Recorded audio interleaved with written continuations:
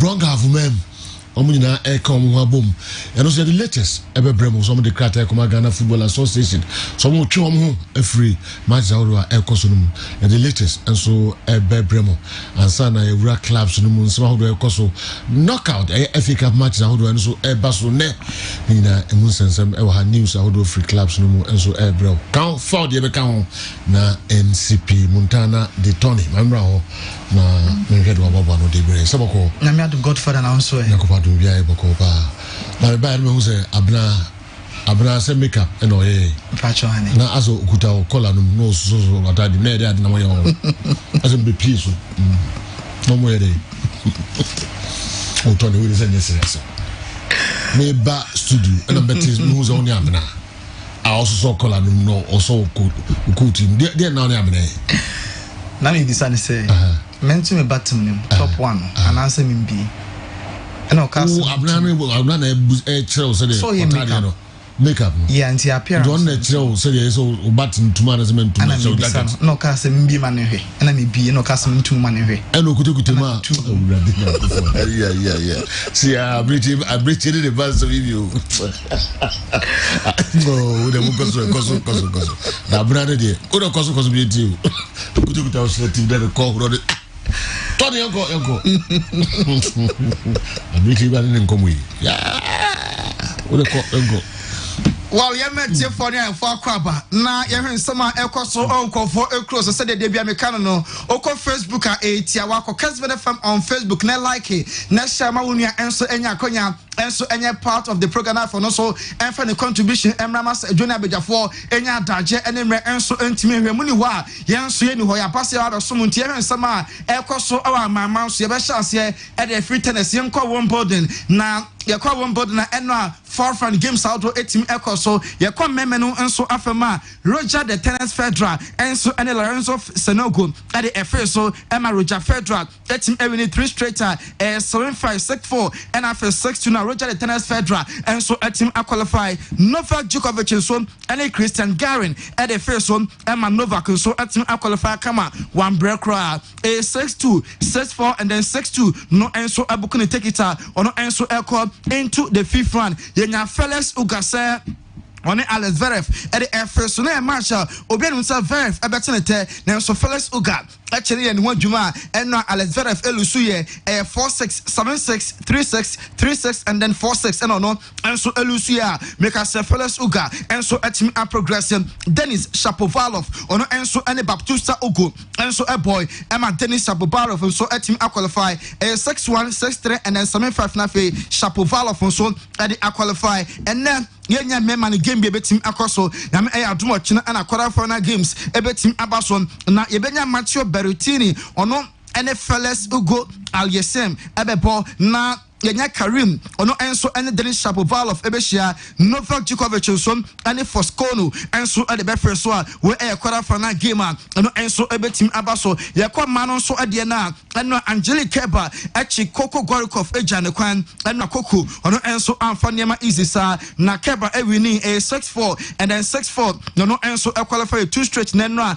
Coco Gorikov so ade efrimum Muchova enso echi Badosa etwane 7-6 and then 6-4 Ashley Barty and so any Krisikova a boy Emma Barty ewini a 2 straight 7-5 and 6-3 and Ashley Barty and so ade qualify na yenya Sabalenka ono enso any Ribikina at the FA so ama Ribikina enso elusua and yenya Sabalenka so owini 3-6 6-4 and that phase 6-3 ono enso at the qualify and then my quarter final games no enso ebe team abaso yebenya I'm a Pliskova so on and so any Gobolish ebe bona yenya Muchuva ono enso any Angelique Kerber ebe shia Ashley Barton and Ashley Barty and so any Tom Venich ebe bo we a mal quarter final game and enso ebe team abason or one board na and enso ekoso emu enso ayeshe straight away free tennis yakwa the world of football na yankwa Brazil and now ebesi na ho machine game across so semi final 1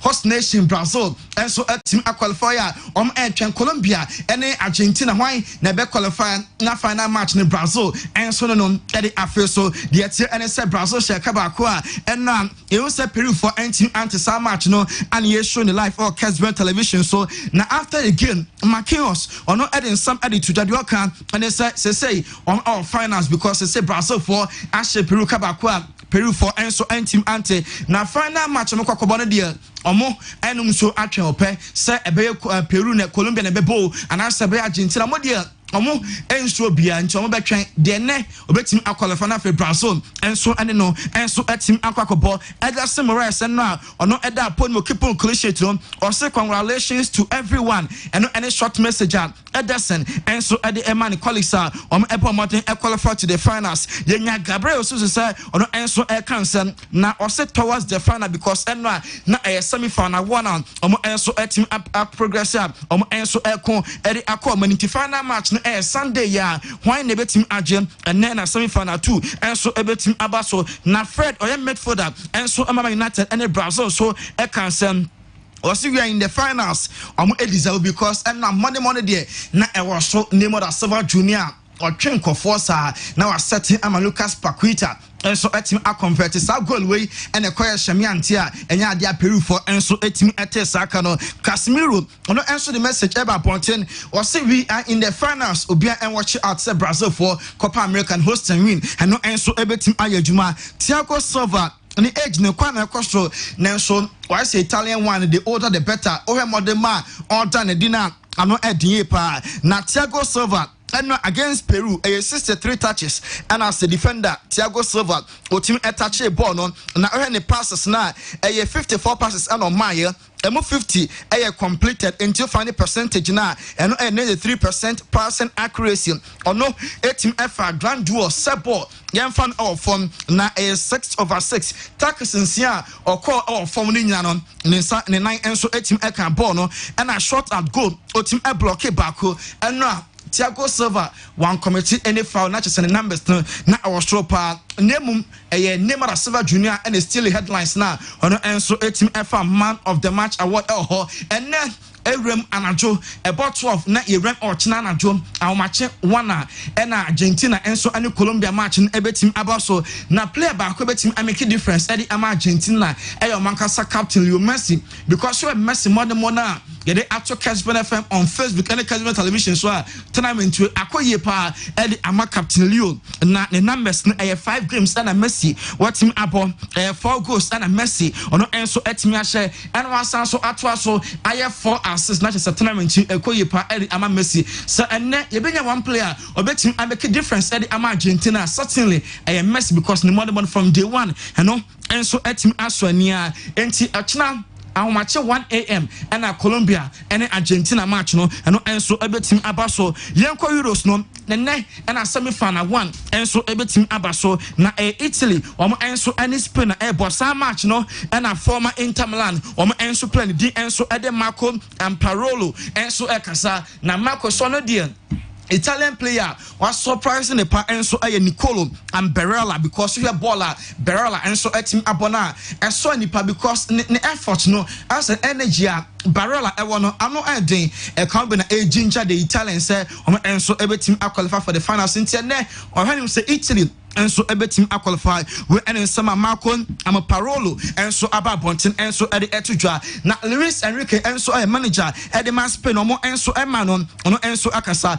or who a team and so a better HSL I'm a mind the and so at Spain because we have statistics now players no I'm training sessions and after GPS system now a Juana plus no Kano I was 20 and then himself against Italy, Spain for Enso Ebetim qualify. Now, former Chelsea captain Dennis Wise on Gianluca Vieri, former Italian striker, Enso Aduken Komakakra. Now Gianluca Vieri extra picture on the Italian team and a man Enso Eba Wembley and on Sunday Dennis Wise and Italy for Ebo on qualify. Now so Ochina England for Ebono Enso Ebetim qualify now Dennis Wise on so a reply no and some Wise on so at the tail. I'm Gianluca Vieri and say Eba qualify. for China name and not dear no and Italy for entrance and so able to qualify because what China there and you England able home into them our advantage and so able to qualify now Yanko Spain reminded for Enra first in this session 18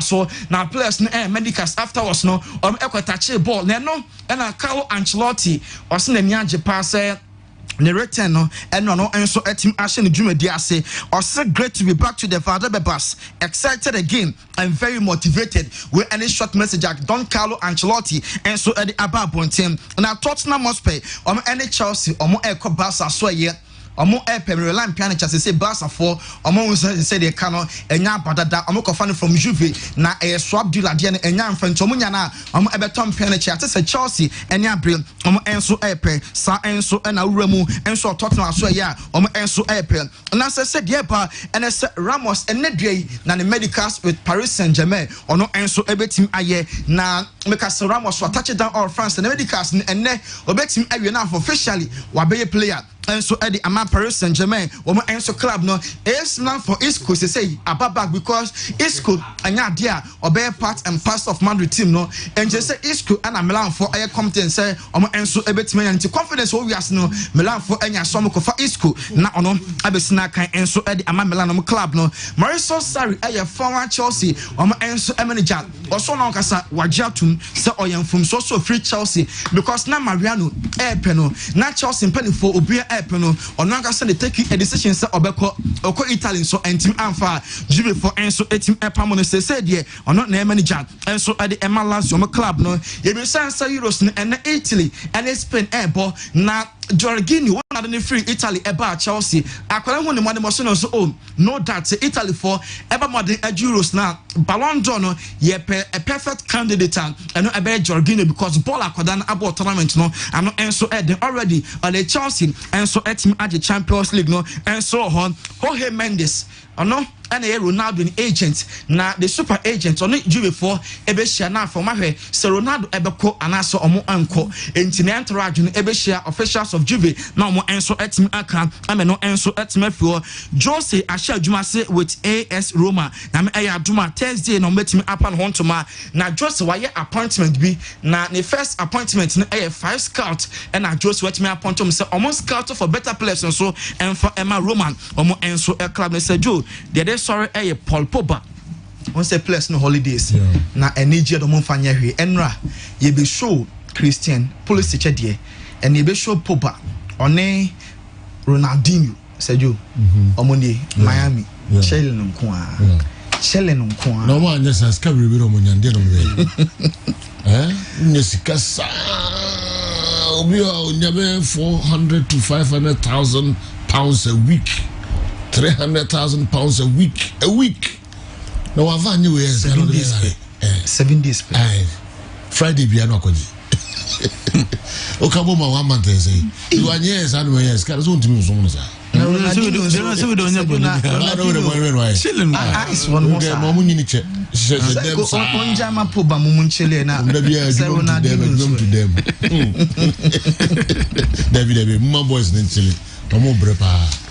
Okay, young fancy na Tony Montana. Maybe 2 on abena. Abena kutukuta na kimu. Ane na abena ye ne kana mana. On no so busan say more tire, I say more tire. Okay, now also no time no ano ye to. Me so me ene boy fatao to. I know. Yeah, extra time till I you know. Oh, okay. Boy fatao. That's a pa. You General. General obisi kaira sikana amount no mitimi nkade but sikane doso ana onipa kono oye juma wo di office sikano oye juma wo filling station na wo KM Shell filling station ono sesa oil young guy osesa oil ase ahomachi obe juma from Dr. Mensa to Durona obisi kada form ti general office sikano omede no de ba ode ko na jumem basika ne doso ode abaha wow ode abaha you see the papa we see you know me bida the papa we asipa sikane dosu de 1 million twem o here 2 make say akwani sa amount no hey what am I afia for hey what this kind of ba the papa we asi e she robam ene a chichire da fom nti o se homachi okọ adwuma oduro ne da ho and o fine no de aba nti wo a wo sika ayera e Dr. Mensa e she robam no bra Kessben FM beka amount no na kire denomination and saying city city near from between 29 million to 50 million. Wow. Yeah. Between 2,900 Ghana to 5,000 Ghana cedis. Okay. Nti wa usika between that range no Irano braha because obi dia ba say famau. Nakopon shira branch papa. The bianca say ni papa o. Was it the 1 million koya? Ah, be 2. 2 pele. 2 ground here. The other one will do come and give us. I mean, some boy, start time decoder near bone de road actual. Copper start time decoder ne be ne UC. Now start time decoder no sabre ne kre FA Cup matches ne basu ubenye biashe kotoko bone omine sukwa deportivo apart from no ubenye Euros ni biashe ye ma decoder ni ama dish ni ama cable ni ama LMB for just 150 Ghana cedis sepe 150 Ghana cedis and na ubetia na msaka decoder dish cable LMB and inti Copper start time decoder ne bi limit trust tablet and suspension aya malaria dro we obi a wenya malaria ohudodo aya limit trust tablet and suspension oko drugstore pharmacy shop na Pedro ato beboa ma malaria na akwa aya limit trust tablet and suspension and we so bisa 3x energy drink aya energy drink a de esanso boost to energy wo energy level na aba form no ehia so benum energy drink be boost to energy no a day amount a 3x energy drink 3x energy drink and no energy drinker I was on them steady be boost to energy level no a day amount we your birthday party engagement wedding any convention bia anase nhemu bia little soft drink and abetimi dia kwase if say no soft drink adekwa obi obebe bia no ebenum bi no akase a drink die e de drink no your friend little soft drink every spin memu and ye day aba dependable herbal wo de adum malakio mixture ba eboa obi ahonam yawo anase malaria ene hawo eye adum malakio mixture ena wasonum adum natural tonic ewo dwaso adum natural tonic eboa obi a wenum ato ntimi ndidi obi a empono omoja so ate adum natural tonic adum WNG capsules and mixture eno so ho wonum a impamo gudiem yariye bia wanya bia no wonum a ebetu ase ede amount adum queplex ewo dwaso wani enhyede hu ade ye wani ne hu ade ye no bomoden nanom adum queplex eno ebetimi aboa adum co ointment eno so dwaso baby bia honam baby ahono bia se pompo anase koko na hawo utibia na de tua ebetimi aboa eno ya adum co ointment and a make for a day amount where you do dependable herbal for adaroma no de aba edwaso ultimate fashion and furniture city aye bia wo so ko we call ultimate fashion and furniture city ya tontade entade and mpaboa na pebia to a ye na ba won sabetima kabi ope furniture and ato a aye yasoye se wasi hotel awie wo dan bi na wasi awie unya furniture dia koma ultimate fashion and furniture city adum ye ne business one about no edi nhwanimu suzy about center wame de sibi malakio aba wonum sibi malakio na etu malaria say typhoid fever general body pains anase high body temperature de yanse obenum eye sibi malakio na etu ase e de ama ho enso etimi atɔ aldonko original hand sanitizer eye papapa enu na timi epam coronavirus no enu na timi pam any virus bia e free won sa ho e de ko so prevent it from virus dia eye aldonko original hand sanitizer and the so you see Johnson de and into Sabema obe juice ye dia a sibi men capsules and the so you see sibi women capsules I will just so oba waso be neat nkwadia a sibi women capsules and a sibi soap I will just so manicure and I say pedicure and a ya a sibi soap and the so you see way a niema Suzy Aba center form and a day abe jaso Lawson Aba clinic one would see me fan to when nano pain when your baby aquashim when the baby aquashim when you pemo good yam yari gonorrhea syphilis anase bilharzia anase obabesia o discharge o wasewa Laka mixture ana wasamonum delay man capsules ebeboa ama bema wetima boadwuma ye bema no obesiam sesia na ho aba nyeme nkoye emfa mawa de hianse ubeyusu delay man capsules anya sanso de Lawson herbal mixture abedwaso general body pains arthritis and as arthritis anyhow no so many Lawson aye herbal mixture ni bi no anom ebetu ase ediama wo ye ndra Lawson herbal clinic ediaba ye number 0242 133 number way and I was offering so UPI kaneno near free uniat ya the courses ahodo ediaba obabia say ye be ma discount the wetime sua computer mu obabia babuao ama wetime nyansa no adwuma Java development still graphics CCTV installation and management web development cyber security Android development computer basic and office administration network and cyber security courses when no wo buy betima chew ya wo tech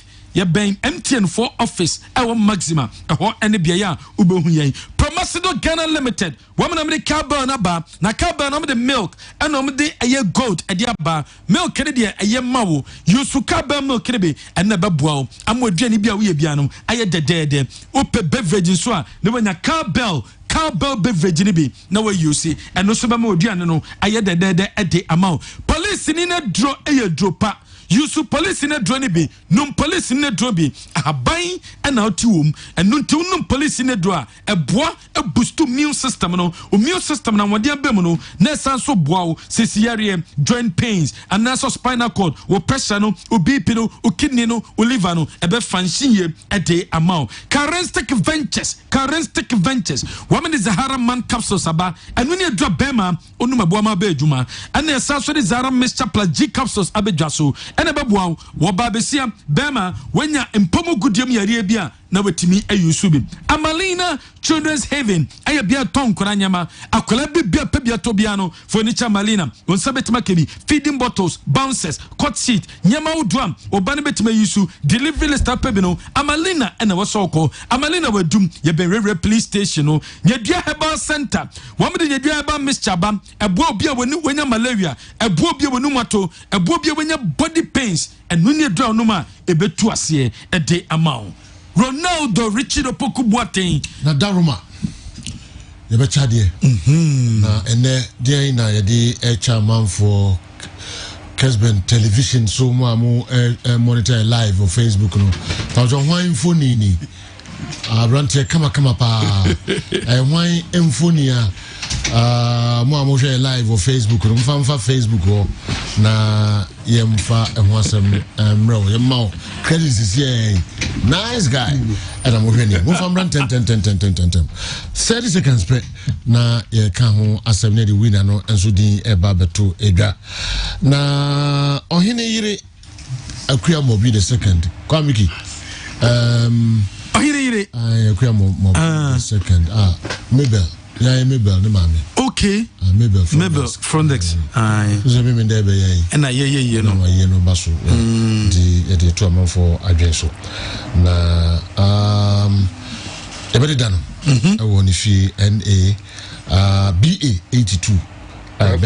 Bantuma Kali Church. Aye. Na fi ofuso no so bekoso a Presby Church Bantuma. Yeah. You know Baso Culture Center.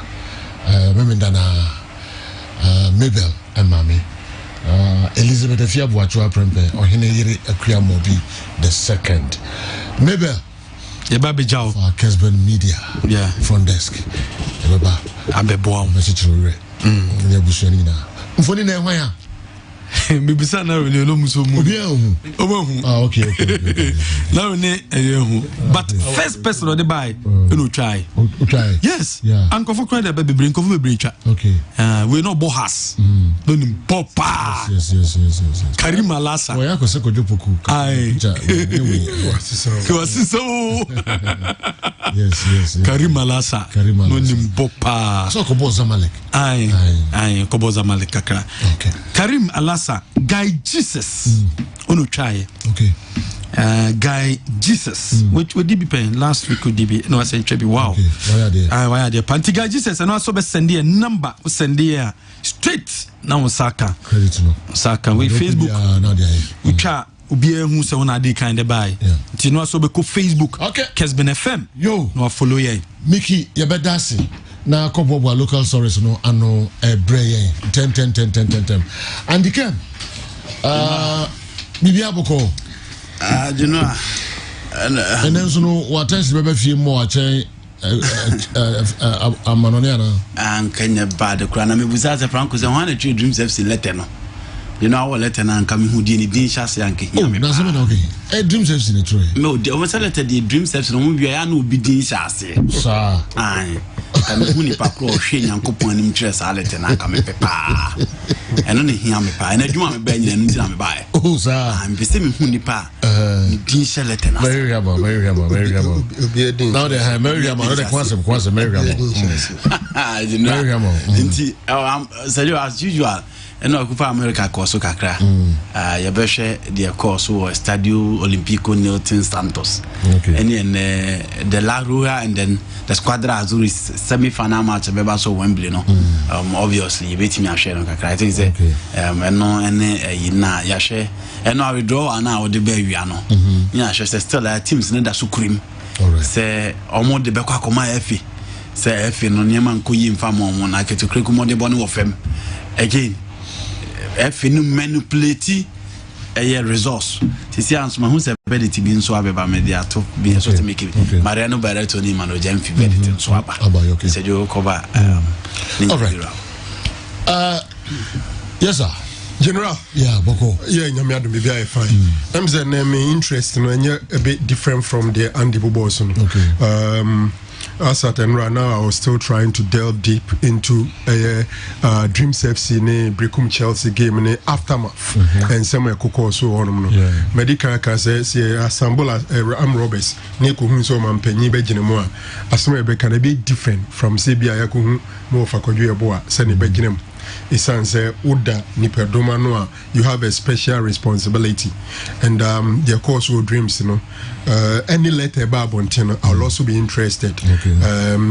The Mickey account of the victim, no, Ankasa. When you're the victim, Ankasa account in TBT and so near just oppose with the letter and the video. Okay. Then we make sense out of it and find out going forward. Maybe we are a bit here, see the entire Ghana Football Association and me am preparing one banner a Coronation Park. Coronation Park and St. Simons were not some room baby. Said you seven dozen a dozen. Now the root cause no is so much and so sensitive as well. Wow. So sensitive. You see one way I'll be fair Nina no can say be for ne. Yes, and then say fake up matches or Ashanti Derby Kesiepa, Asukwa Deportivo versus Kumasi, Asante Kotoko. Obuasi and Clay Sports Stadium. It will be an issue of interest. We have a lot on the issue. You know Africa now, we are in Africa you. Oh, bra. And then say, and you know, I'm on the yeah. Most of the time, Siana, it minya obia breaky barriers. Sebia, yenya si obia bibida. No bia kwakoye, no bie punona mo bie kwama. E bia from Eddie Rem. Adia pichu musimani eye wo Arab land no. Ama sisi. Eno aseju when RS Bekani were playing Olympic di Safi the Moroccan League no. Now Florani Bengi wo ho. Now Sejo is expected to sign a 2-year contract with an option to extend the contract. Pending the ABI Juma Obebo. And Okoba. Sejo when so 11 Jabe a Tunisian when building no. Oye Juma pa. Booting out Venus Williams, Gabina Muguruza, and then last year's French Open winner Ega Swiatek from Tunisia. African, an African. But tennis there, Anderson, South Africa, but especially Mbadi, Anna, and also free Arab land. Who's it? Ukoba. NBA finance na sector. Okay, NBA. Yo, I'm sure they ba kwa ma moso ye bronga for clubs no. Yeah. Kratara muso mutu akoma. And the boss ka.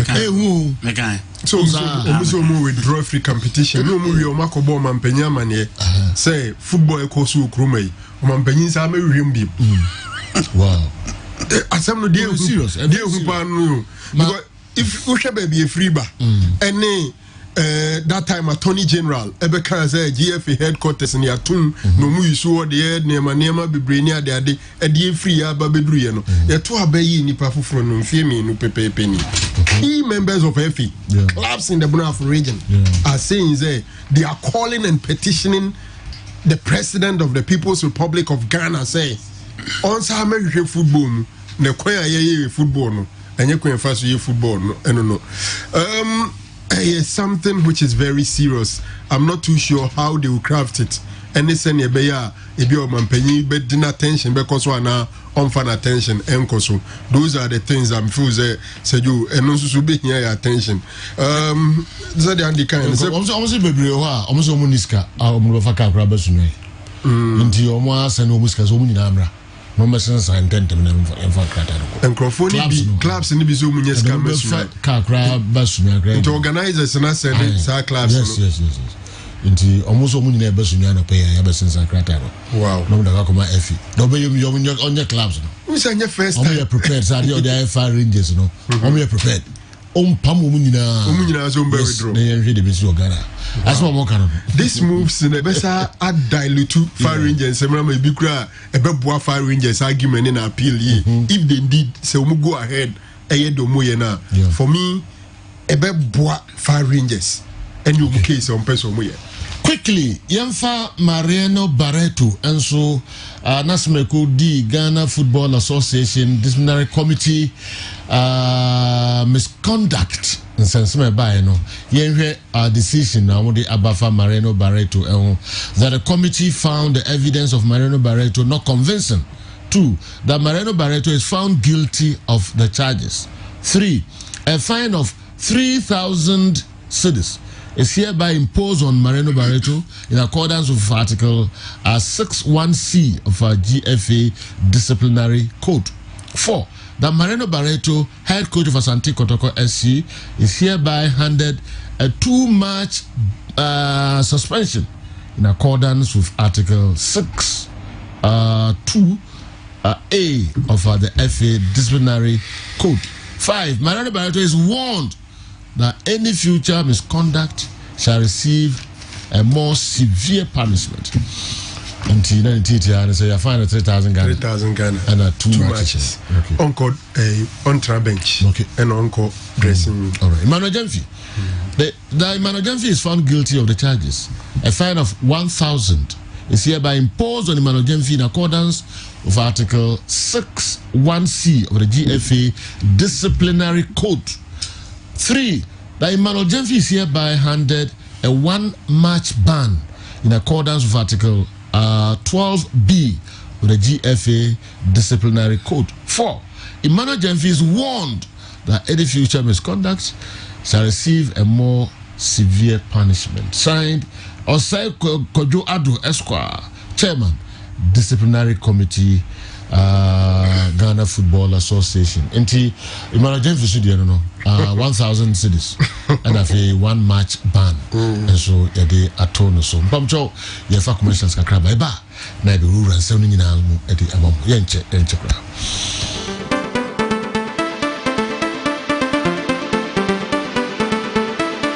Kessben Sports.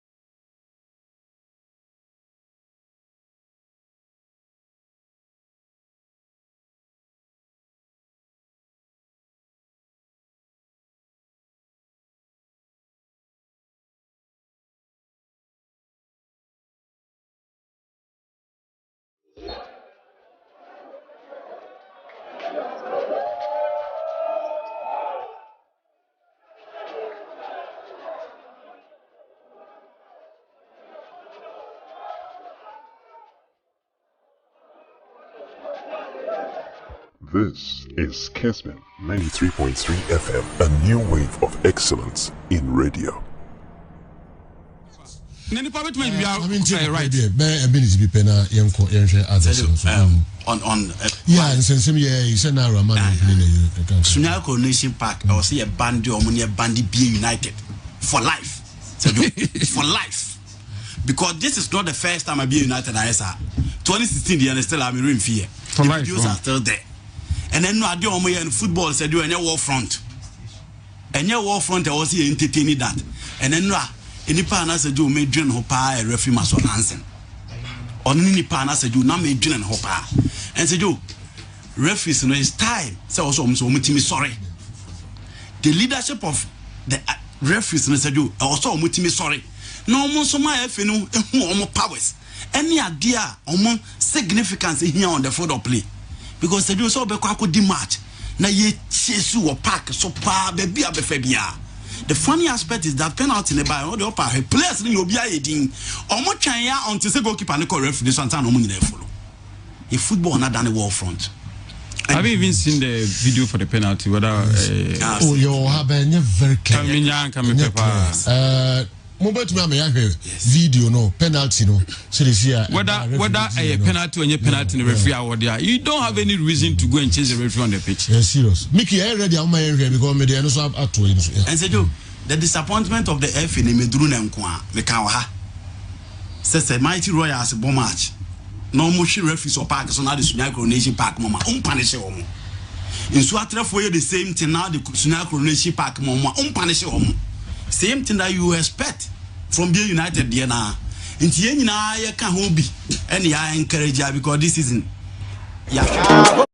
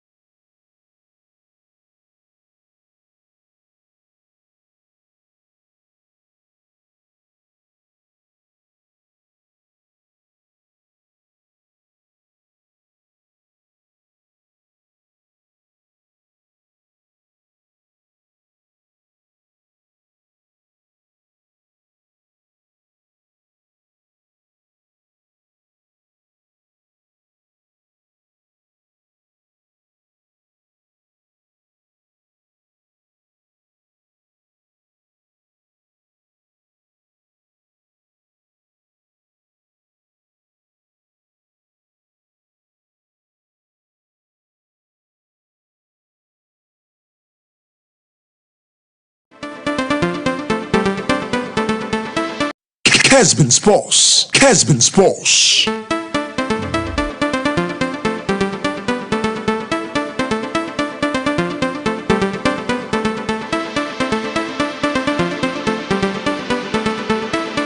Kessben Sports. Do abapa nsima aduonu enum emraso se ye ba na fe ye ba ba nsem no mu kakra ma mu nyina akwa ba eba Kessben 3.3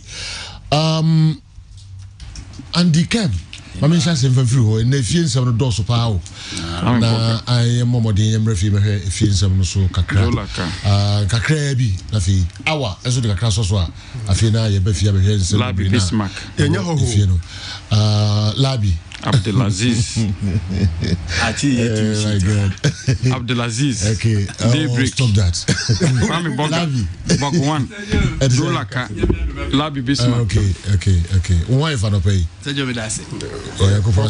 of the Kessben sports yeah friend of Kessben yes and that's why no pay why if na what I to Chidi no so na come match for no wana Sejo kotoko play ba ko minim ni din sisi what say minim kotoko play ba but say nche na odi o machi Sejo da mi bi o meko bia security for no no me na ka Sejo na me ka na fe mi busa say Sejo ko shi ka kese o ka no me na me ya pa Sejo ba team ni Sejo what jai o nya time oh okay wa ife ya mi da se okay o free one ko chance ni no David ofi ono koye nyom okay oni mi level be koye nyom music video on ça so c'est Louis Vuitton blazer and Louis Vuitton shoe fatu ni shoe so ni all right eti yeba na fi yeba be he de koso okay listen up here no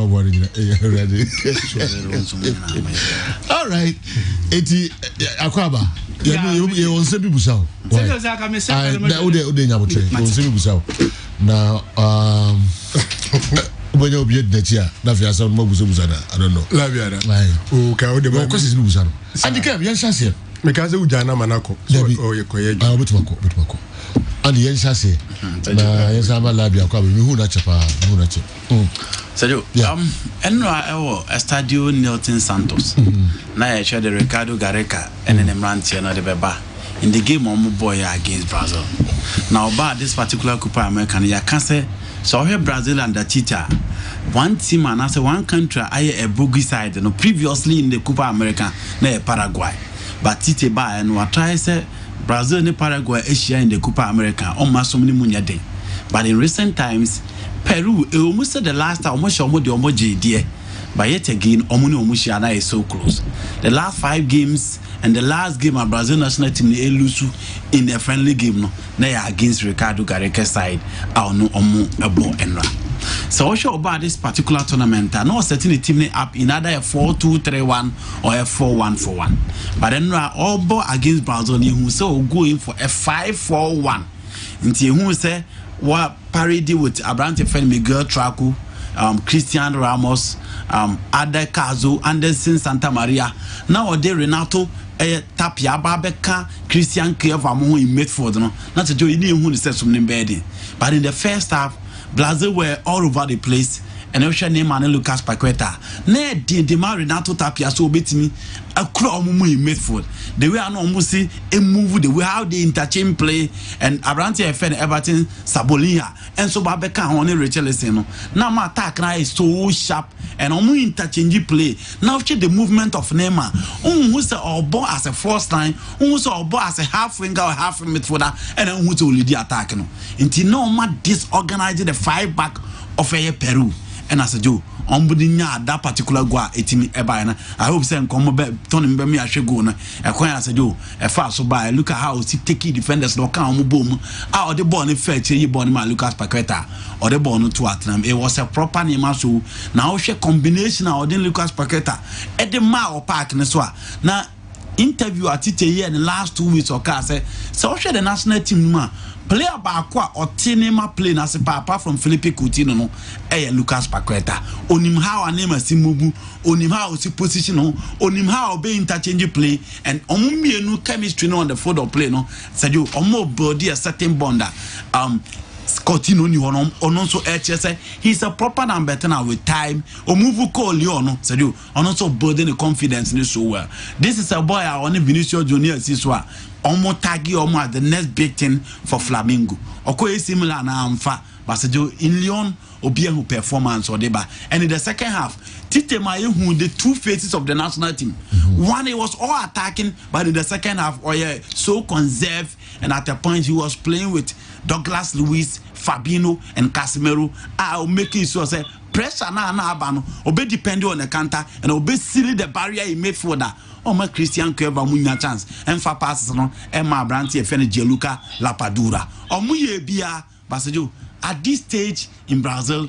omumbi no share the two teams and one and what the experience one and what the quality obetimi e dey final it was clear say Brazil na omo pese omo do final no than a team your friend Peru for ayade and maka how consistent Ricardo Gareca aye ni team our body for Peru and me am here one person maka say coach is almost all am come here dey nyina do omo Argentines but o hwe Eduardo Berizzo for Paraguay o hwe Ricardo Gareca now check two coaches now babeshe coach Argentina national team now really tells you say Argentina will need a very good coach. Marcelo Gallardo is still available, but yet again Omobili we say Lionel Scaloni beat me.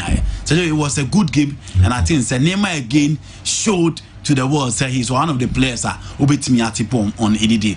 On in line MSC chain the Copa Americano, so be a bit me rely on them, and he share how Argentina so best set up against Colombia. Did Neymar I can say I prefer Argentina to Colombia. One or share the France. Two or share the right minister. One or share in the final about the bar. Nadam for Messi or Di Maria or Leandro Paredes or into 3 friends or more than 10 team. Again, Brazil, Colombia, Cuba American or Mobeka. But almost Argentina in 2004, almost Argentina in 2007, said you history almost the actual no SOC BBA. Into the Maracana, the last time Omulusu a cap no was way back in 1950. As these guys say go now, say Omudi Lusu by 2-1 against Uruguay. Omulusu any game in the final in any major competition. And yet again, Copa Americana Oma host in Brazil in Asejo. The last time Omushi Argentina was semi-finals in 2019 and Omudi Shomo. Instead, he's looking up to his friends, and if again he feels that Ushi Argentina now show in the final, Ubetimi boost to Ubetim their trade history, and said, Ubetimi Akane Bebia say you've beaten a standout team with Lionel Messi, Di Maria, Lautaro Martinez, and the likes as compared to the Colombia team, Akadivan Zapata, and then Juan Golemo Cuadrado Nevo Mabaros on Kwa. I see. Okay, Argentina be one, yes, Argentina be one against Colombia, yes. Okay, so I'm going to say Messi performance Copa America Ballon d'Or Ballon d'Or say the akwe Gina name and Messi so mo me to me bo finals na say the obegino say do enipa kro mpa na ye hwe guys so munya excellence in Europe Robert Lewandowski Europe to be antimi me say Robert Lewandowski Oba and the Champions League ni Prenti Bayern ntimi anu ba bi also omudu Oba this particular tournament disaster Kylian Mbappe and so you know for Paris Saint-Germain in the Champions League said you also bad this particular championship disaster. Cristiano Ronaldo or the top scorer in Italy or bad tournament he was such 5 goals. But also no in terms of individual performance apart from goals nemkwa or you know there than what number be. But comparatively, social ball and name Messi bar said you Omunyina ya ahead of me in terms of the individual play. And the players are no bia do omuni so omubetimi abebono. Kevin De Bruyne and so bad tournament injuries in or he played in the first 2 games so well, but in the last game against Italy, one team ambo. Into all the candidates are no bia tepo almost say Europeans are omubetimi agene so do omuba the European Championship no bia ba be feli. Ama Rahim telling me omanya good season. Lorenzo is saying na mo bia tepo omubebrebe and a perform Hurricane again is also performing in this particular championship. But so do Lewandowski, Kylian Mbappe proud to this particular championship. Baby no imagine and the kind of performance of Modiama, Ellen Haaland, where is he? So do untimi mfa Dortmund the nkwa nkase mfa Ballon d'Or man. In the national team, no one ntimi an qualify and no crowd in mass. Into the big boys field when they were given the international platform. Until now there it is up for Neymar and Lionel Messi to show up. Now say do Ballon d'Or time need do. But season no so started. And let's not forget about one be November, December more. But for now, I think say the 2 guys are in the driving seat. I see. Yeah, it was so hour. But before that, Mauricio Sarri, I say why sensational mistake. So free Chelsea coach Juventus. So you agree. Na Marina Granovsky etunufu ekachenze ontra na wamiano koye. So you agree. I agree. Was he sacked or he left on his own? Oh, Morissari, they say, no, sack. I think it was pushed. So no, I am a come. After Europa final. Okay. So on say no. Yeah. The career as a coach, no a banker. 22 years without a trophy. The first trophy was Abra ultimately Chelsea G. Also boys na be team no.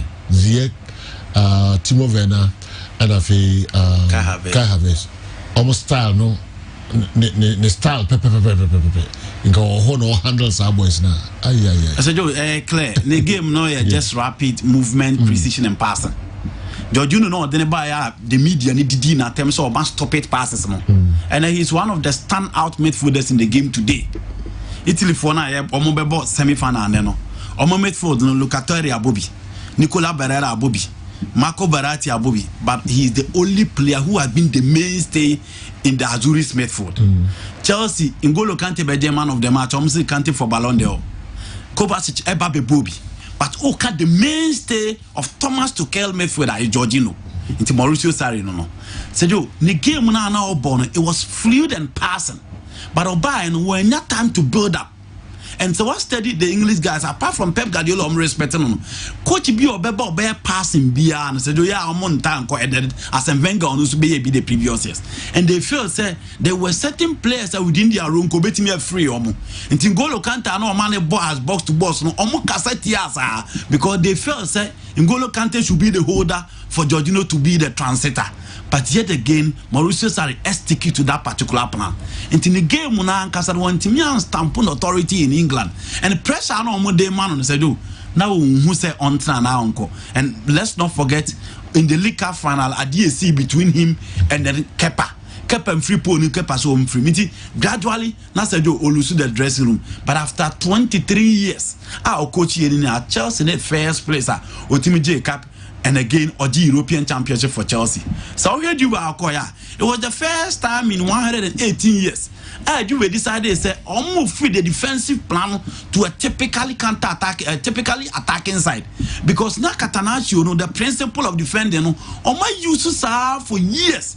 But yet again, 9 UEFA Champions League final, 2 penalty metimiaje. Until no more believe we say, almost the tactical know-how and the plan of Juve team na beboa. And the mom kofa Sarri by and said, Sarri by and again, Otini Chrome against Lyon. And Juve there does so much pressure because it is a trophy breeding grounds, and at any point in time, Juve supporters episode Moji trophies. Into a performance or done against Lyon.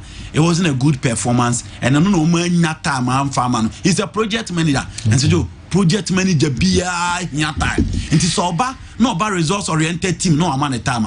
There's no way about flourishing. We hear Juma Napoli, we hear Chelsea Kakra and Sedu, and then Lazio are okay, be an Juma, or just Sergio Milenkovic Savage, the Joaquin Korea, and then Carlos Alberto, will be an Juma or Dombecacobo, or your project manager and Sedu, Nanko here time Kakra, nor the Atlanta Chelsea. But the media bashing Sedu went to me, never decided so become a crew. You're crying a better coach. On the Kepa and the man coin. Italy, Spain. Why not qualify to England? Hey, so England won't want to qualify. I tell on bet on the teams way back. The you miss Uncle Como. They say England will be one or teacher and now. Oh, there be some moment, General. Tell you almost the moment said out. Or moment said that. The Baku no England. And now who's a demo for the tray back about England from 4 months and woman. You munnim 3 back ne bonds in England. Okay. Sergio, Spain, Italy. Yeah. I'm taking Italy to qualify. Okay. Men Mama Casa, I'm taking it because the one I got the trophy. Is it one alcohol? Oh yes. England won 2 bet you on measure of who bet you measure England. So them catch off first. Let me go. Who bet you against it? England will be at the final. There is a Franco. Our son here. Well, went to me and all will be to me. Our in Africa. Okay. Some few months ago, ye Kasembi waha na Okasembi about Ike Shurumu interview be say how goalkeepers struggle in Africa. Vicente Nyamansu Bekebi. Not yet the insema yina kika and say ye nya keepers or more free Africa more blazy the trail. Ebin me form mona see didi. A typical example who Cameroona. omwanya consistency in terms of goalkeepers. Omwa shita fa Europa because yenya Joseph Antoine Bell muni Jean-Jacques Songboa makwa die djuma nti eno nso ama most of the time say European players na say European teams to pe goalkeeper ya no mko Cameroon ejuma Picho Mosimani akwakoye e the northern part of Africa on the Arabian world no ama sisi omu nya samjidie e some of our black coaches. That's the reason why Florent Ibenge landed in Morocco just of free DR Congo, of free Democratic Republic of Congo. No coaching team. No coachy AS Vita. Okay. And all coachy AS Vita no sa coachy the national team of the DR Congo no alongside. Okay, Jumani na boom. And uhe Juma so obeye wo DR Congo. Even though on TP Mazembe man a very good match in terms of winning the titles on Otimi Sparkwine it mean winning around 2 or 3 titles there, and Otimi reached the finals of both the CAF Champions League and the CAF Confederations Cup in 2014 and in 2018.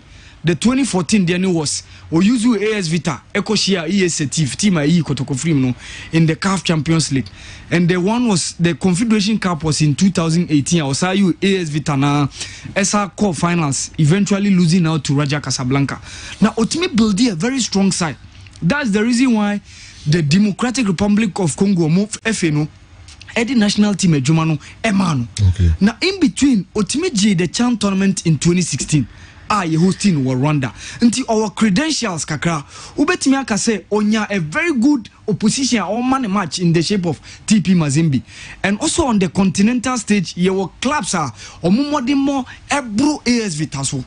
But despite all those difficulties, Otimi finally tuned to Nejumano etimi churning out some very good performances. Okay. And he is the reason why we saw that great AS Vita team now what 2014. And Obekaya, that team only lost in the CAF Champions League final on away goal rule. It was 1-1 and a 2-2. And that's the reason why they couldn't win. Chikite Lema Mabidi 2 goals now when they conceded on 2 occasions against AS Setif. And those guys, the likes of Nelson Muganga, who was the captain of that side, Any Heritier Luvumbu Nzinga, those guys now DR Congo Esadi Uremu into the 2016 CHAN tournament here born Rwanda. And or combining both the TP Mazembe guys, some of FC Central Popono, and the likes of Mutemba Pembe, and some of the TP Mazembe guys, or combining it me by winning the CHAN tournament, What me idea, so that's the reason why he's landing that job at RS Bekani. So Joe, this is a team owned by the FA president of the Royal Moroccan Football Federation, who is also an executive council member at CAF. Headed the financial committee of CAF, and this is the man who has made a lot of innovations in Moroccan football, helping them churning out very good performances. Now, no mekanwa since 2017, you bought any continental stage competition bia ube one Moroccan club final, and it's been consistent. Okay. And on one team, the orange, almost orange color, Sano Mofreno, RS Bekani. That's where Florent Ibenge is going to take that post. And over some quality players on your Mubeye Juma. A recent CHAN tournament, boy, the likes of Hamdi Hassoun, the likes of Labi Naji, Ismail Mokadem, all these guys are part. And Obie Enrefi, Alain Sibri Traoré, Bertrand Traoré, Nia, Peñina or Burkina Faso national team. These are all the guys that Florent Ibenge is going to work with. But Obesanya, a very keen competition in between Raja Casablanca and Wydad taking Casablanca. And so what RS Bekani this year CAF Confederations Cup on Sweni after winning the competition last year and going in to defend the competition. Moroccan League, they are trailing way behind, lying around 9th. Sergio Mamimbo owns Jabe Abaso, beating Venus Williams, beating Aga Swiatek, beating Gabinia Muguruza. I think that Tunisian is making, she's making a case. Oba from the Arab world. Arabs say no montan more modern on the other sporting disciplines, But imagine Oba, a 26-year-old she was born in Tunisia. Another European country and some of the Western world. Obenya training. I might not boost performance. And NBA finals so now is set. For the first time since 1971, Milwaukee Bucks where the song bet me when they competition. and they are playing Phoenix Suns, who also the last time they made it to the finals was 1993. Chris Paul and Devin Booker Abomu Majumaseyo. Awal Mohammed, Kwame Kibetchasi quickly Nafe Efiensam no aha na edoso ye pa the enra epeja mbepi nano pay de na aba fresh ese yede hunsem etumonim the ye develop enso hunsensem kakra wa ha ni nyina no yede ebremo Kwame Achasi into quickly mamemra no ho na Nana Johnny SDA. This boy must be promoted from sales boy to cashier straight away, because no one at your studio now will bring this money to Kessben FM. Imagine you open your car door and find this money on the ground. Even the boss at the studio, any challenger at the studio, and there will be Ekofasika be form. Between 2,900 to 5,000, and Papa Abrante and Diaba. Oh, yeah, more shell now. Okay, me ono. What's the sour? Normally, Omo years more so I came here. You didn't pray. Yeah, dealt with them in several ways. And that's what to fool and answer. Oh, can I will change your oil? The Abrante na yena yeah, Nana John is I will be any hold to me. I be any. Nana Johnny, Sana. I Papa, Igno Biadi Boko. Nana me attacking now. What is come from? Nana me attacking now. What is come from now for Odia? Okay. And you have before the Nana Johnny and Chekra. I did alcohol here at the team was it. 1.5 weeks ni anko ye wi na nanko ye wi de no ai ayimbo bwanu nana say kudos to the DC, including the chair. Excellent job done, and we are expecting more of this in our games. Osaikojo Adu Square, most of the players do unlawful acts on the pitch behind the cameras. And I'm expecting you and the panel to concentrate more on it. Please, if Moreno Barreto fails to pay this fine of 3,000, what will be the outcome? Also, assuming he gets sacked from Asante Kotoko at the end of the season, will Kotoko pay his fine or what? I'm expecting both Asante Kotoko and Hartlefolk to be fined for going to the pitch with foreign materials. Michael Abebu Ediano Kwame, my foreign source, a local source now, Bobo, no de brain. Well, General, yes, I'm free. FA Cup round of 16 games I would draw basso and ne echina. Na games I basso no Accra Lions, Accra Young Wise, Woman Has and Ebo, Kennedy Paddy. And the best center referee Kennedy Joseph Paddy on the obedient fin no way di game no mediamani great Olympics Jacob Adutera on also the best center referee no way di a game no a Trump divisa Omani Legon Cities and a bebo Julian Nuru ono ebegina mfimfin na wahwe ema game no enso akoso other game wa enso ebekoso Mina Sharks tema youth enso bebo Salam Yao Bless ono center referee Asante Kotoko ene Asokwa Deportivo Joseph Samaji ono center referee omo ebedi game no Kintampo Top Talent ene Tamale City ene bebo Emmanuel Otu center referee Eduana ene Ashcoat ene bebo Charles Bulu center referee when the FA Cup round of 16 games awodwa General and also baba so Kumasi Asante Kotoko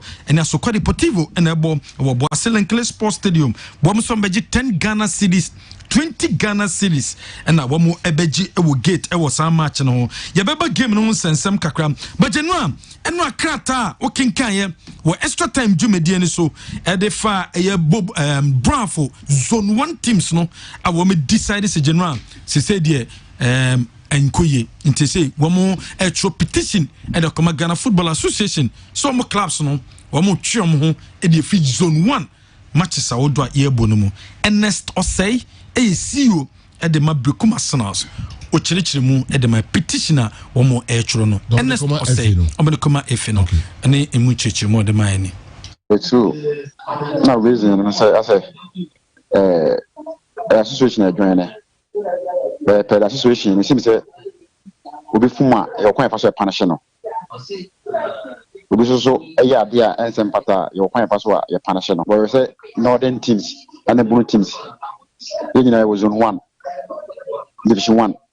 But northern, you know, I'm more comfortable with Tiomo. Now, yeah, 100 more comfortable with Tia.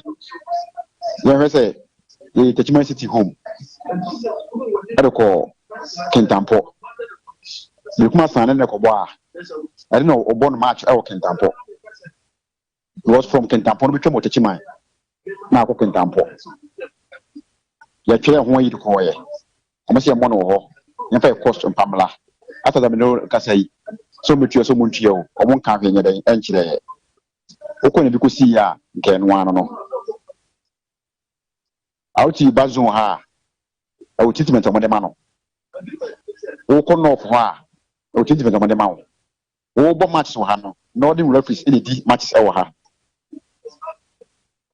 Okoha, the same Northern referees, no more matches our ho. Omabahano, skit air tight in terms of soldiers, air parking ma. You could go against the city. Police one by no 6. Even if I come on my Caribbean day, Bianco. But you have a ball against RTU, or Mr. Jess, Emra Park. The name seems to be your premier now. The Kumas now, but for our cheapest of qualifier. When you say and turn the market, I am more than more no preparation. But the empire you was a chinchina is a minute a qualify. Then you make us here, bar. Out you could do a what dreams, but almost favor do about the you was a team and Obia the Sika, Epan Mobias go. Obia and the Sika in the team. Do you want to show a query with ya, Yamanica, a query with the Empanashana? That's a one fair association, to the movie and the Abelsano.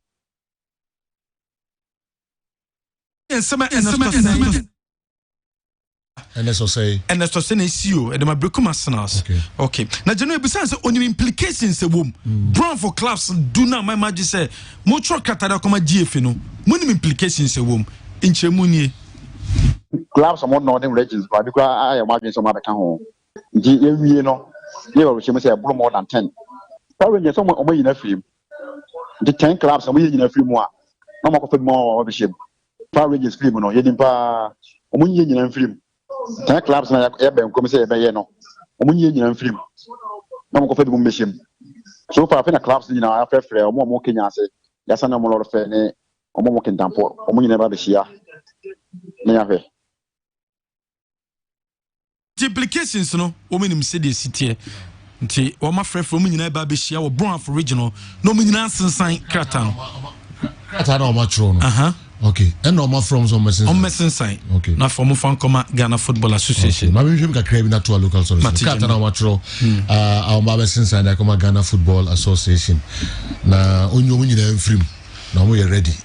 The General Secretary Ghana Football Association, dear sir, withdrawal from the GFA Division 1 Zone 1 League. We, the undersigned clubs, are affiliated to the Ghana Football Association, GFA, and participants of the 2020-2021 GFA Division 1 Zone 1 League. Regrettably, we write to inform you that following a high-level consultative meeting, a decision has been reached by us to withdraw from the ongoing league due to the number of factors, which we lay blame on the GFA, especially the Executive Council led by the President, Ket E.S. Okraku. We have come to a conclusion that the GFA is a manipulator of results concerning certain matches and are hell-bent on ensuring that a certain team emerges victorious in certain competitions. You more than agree with us that the scene at certain matches is a manifestation of this dubious, unethical, and unprofessional conduct of the GFA. Sadly, it is led by the leaders we believed were going to bring back the love in the aftermath of the infamous number 12 documentary. We have completely lost trust in the system, which is bedeviled with corruption, favoritism, and lack of equality. We take this opportunity to plead with the government of Ghana through the Honorable Minister for Youth and Sports to immediately calls an independent investigations into the activities of the GFA before anything catastrophic happens. Our league has become a pale shadow of good governance and lacks the ability to compete favorably with other sporting brands, all due to the ineptitude of the Ket Okraku-led administration. Ghana football cannot flourish if the GFA is not well checked. We implore of other members of the GFA to speak up and ask for justice and equality. Okay, in the secretary and almost even was inside. Fred others and also Abasunai. No more best inside. No more so many implications. There be Omunium 10, say 15 Omunium film, no more from Bra. Okay, Tioma de Bako Ghana Football Association. And only say the city. Let January it also Dreams Football Club. One also the Kataba Betu Jadefa, a year Abdul Hanan, our assistant coach at the Mabrekum Chelsea. Sir, oh, Bibi Bianco so Nemum, the course on his na a Kasa and a bar. Omu coach Virich and ne a year coach Hanantem. Nanyadia a year dream supporters bia a attack a year coach Abdul Hanan. And only a year cut on the bar. Not General Hanan no or your Mabusia. No, you bush any dreams of Busiano. Dimacote. Tioco be a crow, you dreams of Busiano no call Becum Chelsea. It has a Busan Tocobizana. A Busan Tocano course. The General Tribune coach Abdul Hanan. You know. I'm a papano, Abe Piemo, Brown for region. Okay. Sisi make say, Tokwana na yeshe. I'm see we more Facebook, ni Kessben television. I'm seeing nipa mienu na eko. Coaches ni mienu na kunye. Okay. So they. Okay. But TV I hear it. Say the coaches mienu na kuntoko. All right. The entwaso. Coach Nakasa. Yenti odikan echechemu DC. It's very abysmal to hear that. Even though I don't feel happy speaking about this issue, but since this is a program that I monitor every day, I just have to say something. So it's usual of me, whenever we close our match, both away and home, I always move to the dressing room first before anybody. Because I don't want to confront, or I don't always want any confrontation with anybody. So when the match ended, the moment the referee blew his whistle, I was moving straight to the dressing room. I reached to the dressing room first, but it was locked. So I just sent what my equipment officer wanted to come in, because I thought maybe the key was with him. But the gate man was stopping me to come inside. So I moved closer and begged him. I told him that, oh, he's my equipment officer. So the gate man opened the gate and allowed him to enter. So when we were coming closer to the dressing room, the white man just moved towards me. I was very, very shocked. Actually, I was confused. So he held my left hand. And that, he just looked straight into my face, and gave me a very hard punch on the face. Then he wanted to give me the second one. I tried blocking. Then he gave it to my tummy. Then he wanted the third one. Whilst he held my left hand, so I tried to move my hand from the grip. So my hand felt and knocked he just brushed his face. So he just tell his technical team and then the players that you slapped me, you want to beat me. So when they just they started, before I could tell them that, oh, I didn't beat him. How can I beat him? How can I slap you? I have come to your home, won a match, and I'll slap you again. Oh, then they just started beating me. Everybody, the players, the technical team, and then the coach, he started everything. So this was what happened. So after they beat me up, then the security came, two of them, they picked me behind their backs. Then he was still shouting. And then the supporters who just came, and then the supporters, they were slapping me here and there. Somewhere. Somewhere, Abdohanan, Ochechem de Mai, was it say Coach Village, Castle no, at to inside the bona, or Chantropa, no, one to in some book Coach Village, one village any problem beer, and only some answer the source. Coach shouted to them that I slapped him. So when they started beating me, anybody at all who comes to knock me will say, "You slap our coach," they will give it to me. "Hi, you slap our coach." You know, I didn't feel bad because I know that those people, they are human beings. And they were lost. Definitely, if you tell this to them, they will get irritated. So I don't have any problem with dreams. I don't have any problem with the supporters. But the problem that I have is the coach, because he caused everything. And he infuriated the technical team and then the supporters. Because this is the first time. I've never encountered this in my life. No, not at all. Not at all. Even where they beat me, I didn't confront him. When he was talking, I just tried ignoring him and I was moving before he held my hand. I didn't. The only comment that I make is, I did not slap him. I won't do this. Why should I do this? That was what I was trying to explain to the technical team. And what they interested is just to beat me up. Yeah, you know. Na ne kwakwa no ene ebusan say asem no ojemu ana say otu ana ma wose club football de ho na mumonu amum de assault into okwa apwa report o police station said there be a police for be famra kwan so edi asem no. I saw it. I have nothing to say. I just have to keep waiting because I had a call. Whatever they call me, I go to explain what I have. Oh, it's normal. It's normal. You know, it's two cases. Where the football has to handle their own, they will handle it. But for me personally, I thought it's a criminal case. So personally, I have reported it to the police. That is my personal issue.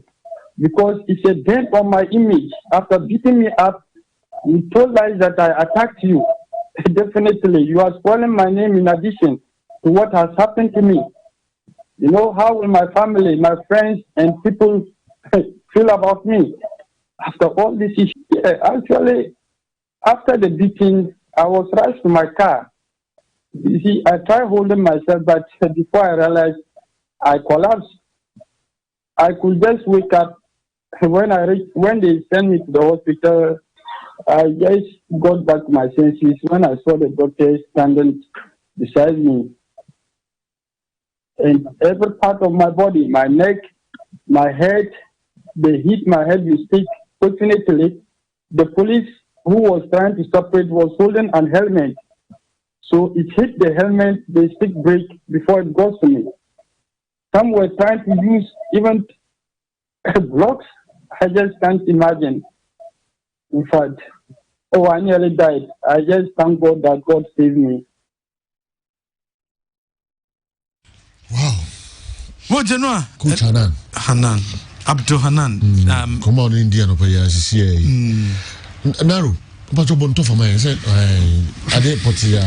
Sergio, I'm so much video in there. I don't know a part of it incident. No say. Omo game no ankasa ne sunu ne ban ne say mpempi referee ball na bema ya na scaffold na basbasa ekoso ana tiwenti a wonye bi nti ya na ode America e dressing room nti okoduru onom na ya lock gate no e no ye say oba back nti oba back na ohia ono so equipment officer no then gate man ne buy e no oka kire gate man so na equipment officer ni nti omu bi mu room to tani na ohia e Vladislav Village coach Edema Dreams FC Obrunino nti o se ho na Brunino ehia no na Brunino eso ne nsa sei o hwe ne nim sei ya na Brunino so na akeka kwasem na o shaase o man o twa na ni so wam nti o se esuwie ye no nko sa the second one e ba no so ne nsa then the next one ye ni yam kum so boni am aje obonu mu ase no na fei ono so yes or tone nsabi to 10 na chebroni no tiatem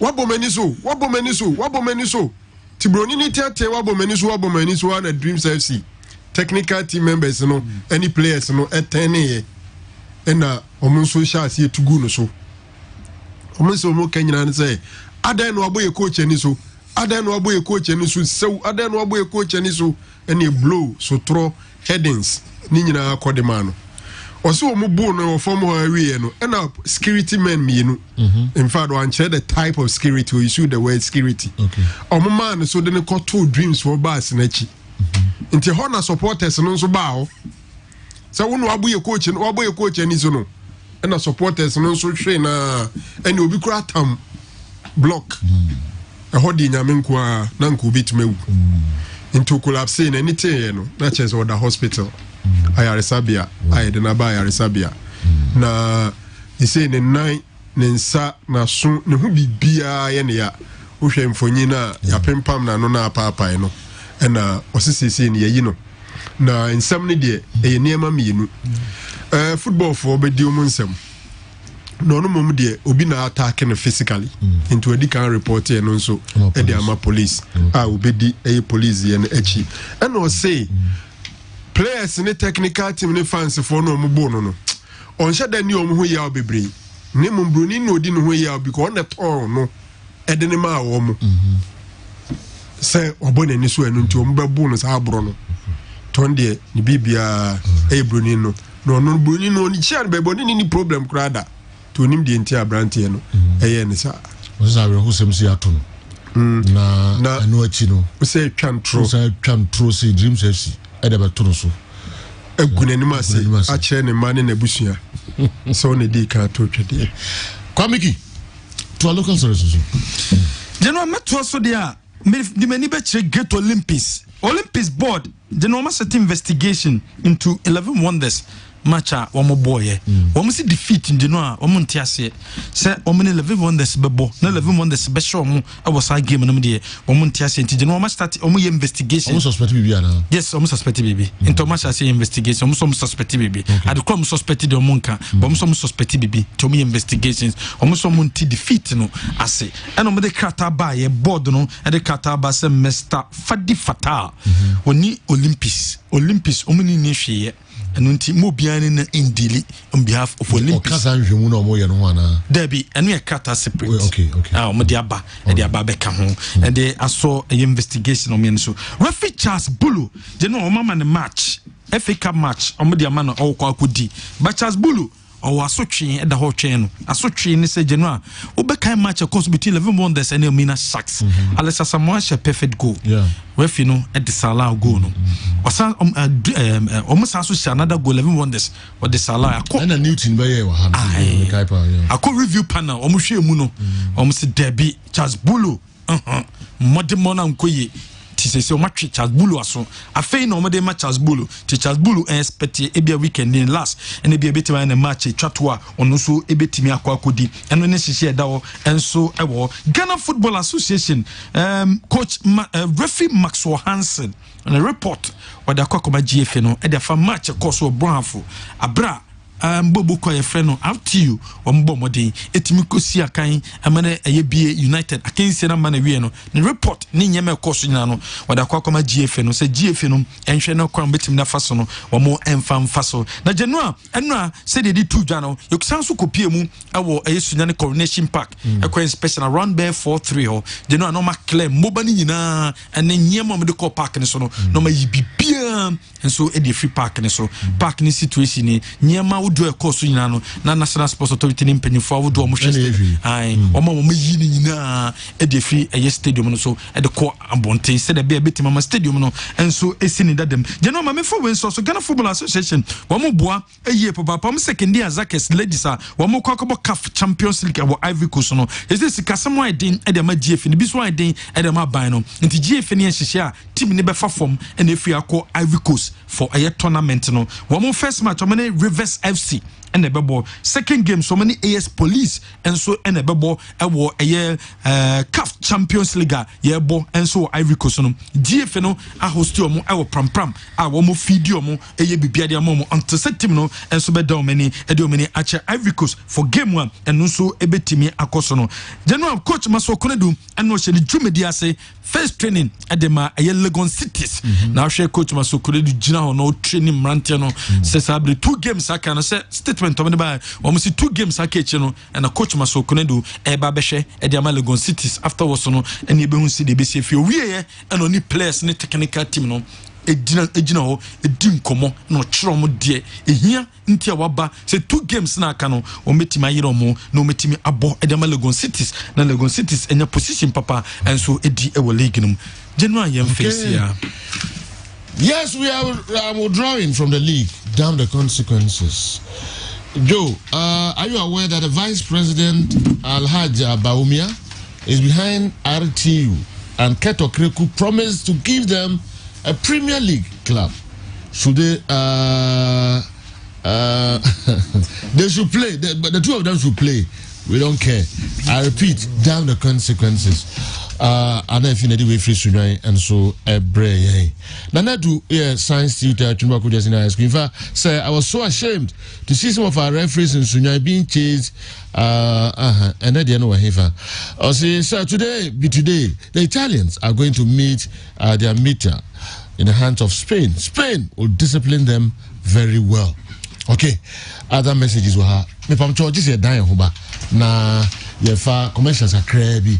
Obia wa ha frankunaro motininka and the came wa ha Kofi Echampon achi and so ewa ha ana Awal Mohammed Labi and so ewa ha oton phones were dum na yami adum sisi eye pa ekonye yami ayina dum pa na onye ga no ho so Labi lisi be ba bontina Labi to so mienu na opaki nedika yon David Laka nedika. Okay, Laka. Listen, Aziz Abdulaziz number 1. Aziz Laka. Daybreak. Bogo 1. Bogo 1. Bogo 1. Kwamboga. Labi no Paki. Obagi di bem. Labi to say. Labi ba after Bogo 1. Who di whatever.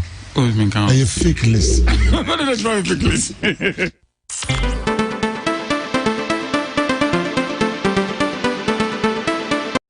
Kessben Sports. Kessben Sports.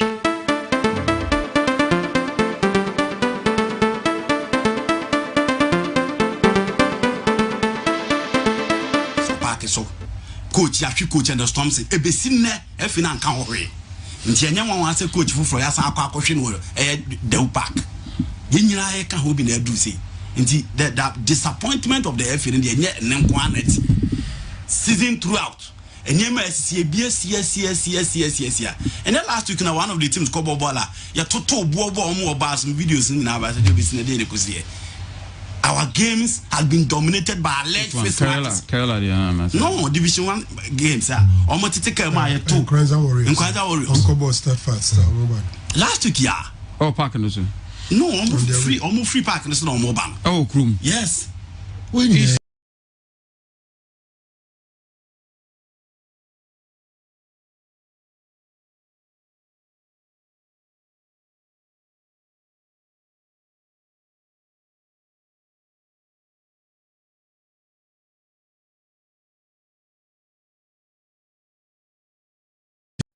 This is Kessben 93.3 FM, a new wave of excellence in radio. Right. On yeah, and since he said now Sunyal Coronation Park, I was see a band or money bandy be united for life. For life. Because this is not the first time I be united as 2016 the still I'm in fear. For life. Videos are still there. And then no idea in football said you any war front. And your war front I was here entertaining that. And then no any partner said you made drain hopa a referee must on Hansen. On any partner said you now made drain and hopa. And said you referees no it's time. So also so sorry. The leadership of the referees no said you also omutimi sorry no mo so ma efe no ehu omo powers any idea omo significance here on the field of play because said you so be kwa di match na ye chesu wo park so pa be bia be fa bia. The funny aspect is that penalty in the by all the upper players in your din omo twan ya until say goalkeeper no correct this one time no nyina follow. If football not done the wall front. Have you even seen the video for the penalty? Whether oh, you have been very clear.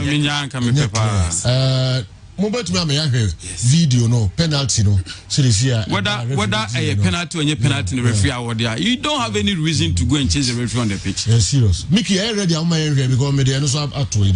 And said you the disappointment of the F in the Medrun and Kwa Mekawa. Says mighty Royals bomb match. No mushi referees or park so now the Sunya Coronation Park mama punish omo. In Suatra for the same thing now the Sunya Coronation Park mama punish omo. Same thing that you expect from being United there now. Inti yen na ye ka ho bi and ya encourage ya because this season ya hwe journalist or park so coach ya hwe coach and the storm say ebesi ne e fi na nka ho hwe. Inti yen wan say coach fufuro ya san akwa hwe no the park. Yen nyina ye ka ho bi na adu say. Inti the disappointment of the FA in the net season throughout. And yes. And then last week, one of the teams called Bobola, ya total more bars and videos in our our games have been dominated by alleged face matches. No, Division 1 games. Almost take care of my two. Warriors. Uncle Boss fast. Last week, yeah. Oh, parking also. No, almost free parking is no more ban. Oh, Krum. Yes. This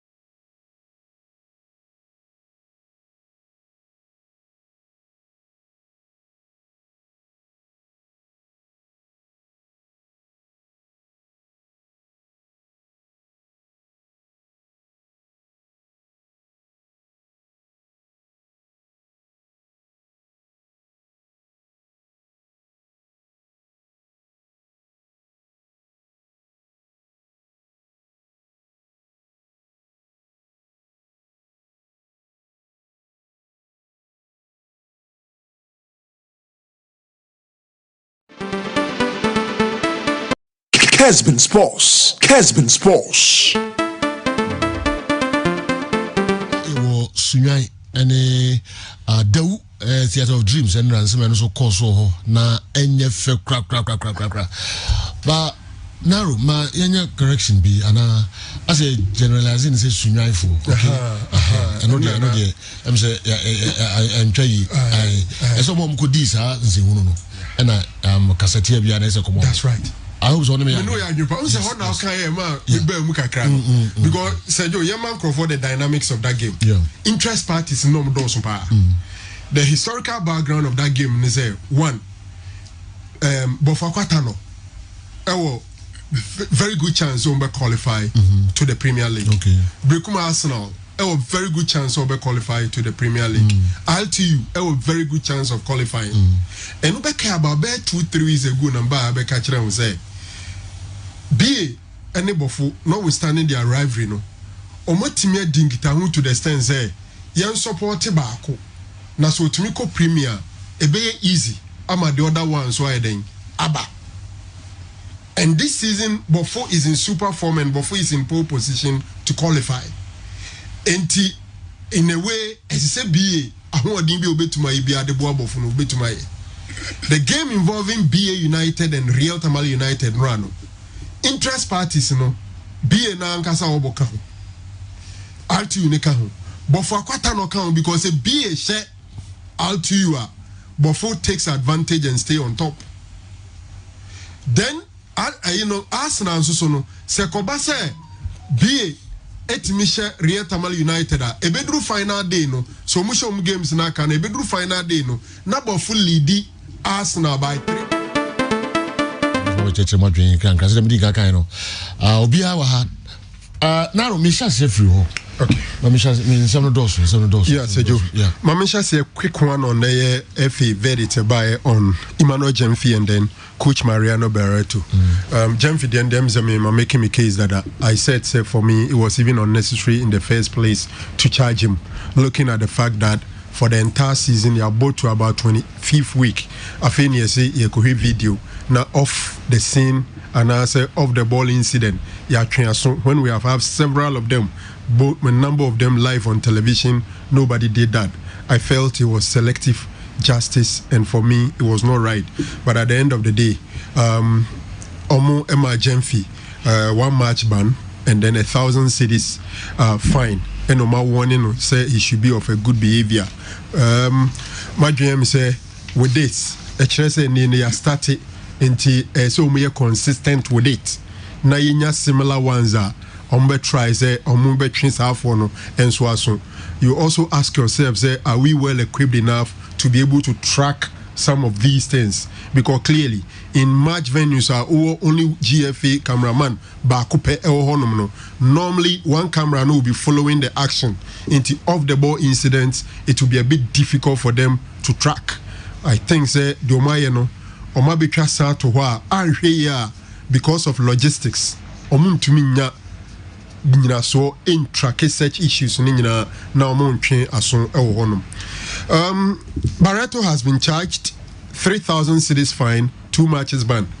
Barreto a game involving Kotokone Legon cities we no say no mubotia 11 against 15 we no say referee mistakes are no na etia Kotoko pay the charge sheet in veritable bontino. Yes, Barrett to be pleading not guilty, but at the end of the day, he was found guilty. And a 3,000 cedis ban, fine, and then 2 matches. You ask yourself, say, how different is it from Vladislav Veric, Dreams FC coach in the Deno? On also dreams against Kotoko or Boase. Or we game was a game near Kosuna now 11-11. A chain of whom Crawford in black. So Moaba, or Mobaba Kotoko for Nechi. Every game ne dema Kotoko. Ono you're banning for 1 match. And you're finding for 2,000 cedis. I think said the offenses look so similar. Barreto in some kind after Kotoko and then Legon cities. And Verich they all kind after Kotoko Dreams FC. They look so similar. But Barreto is 2 matches, 3,000 cedis fine. very chase one match 2,000 cedis fine and as our one match no crab man in Osaka Yejuma. We had a video here. Ujina Purechi Kochi. You abandoned one match, Nikon said Ukochi. But he was there coaching and he was caught on camera.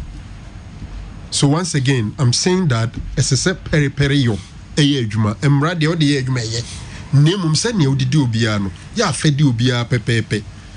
And no, and a D Beba. That is it. On a man's TV. You see, first of all, your color will betray you. Until you say, conductor, ye kakra.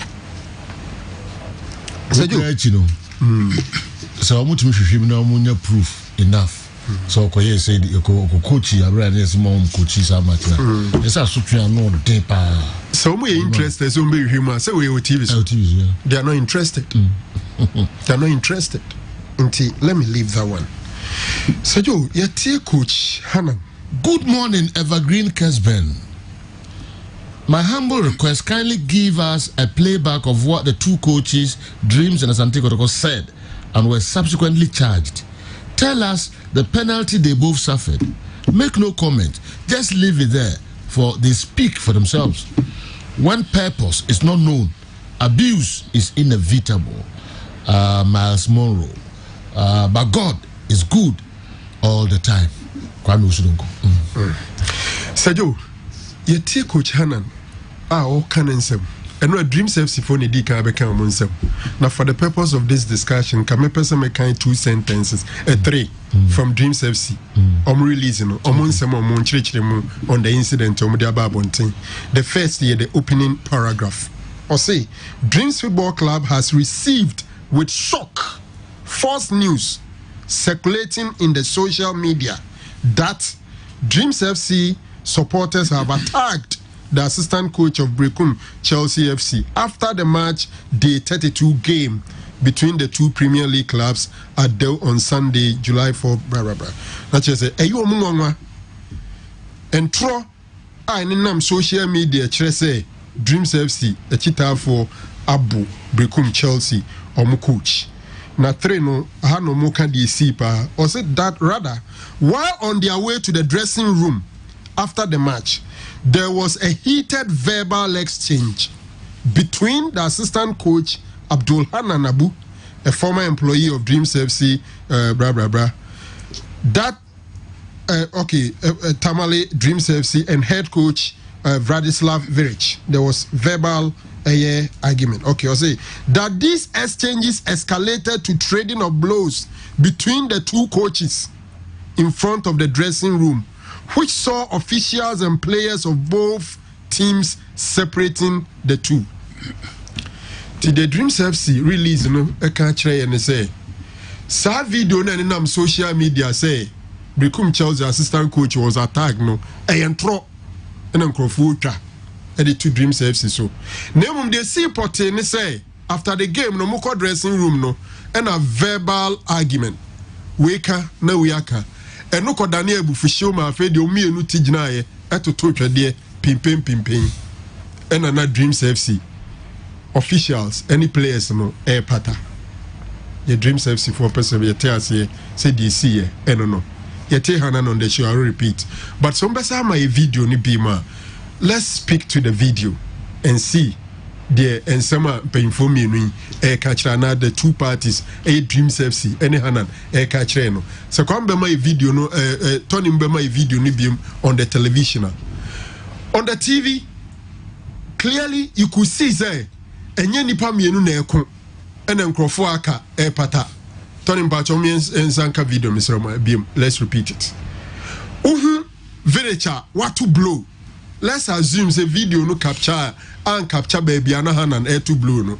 Village 2 blow ni way no. You could see Village say ya pat o giant baby na other people descended on Hanan.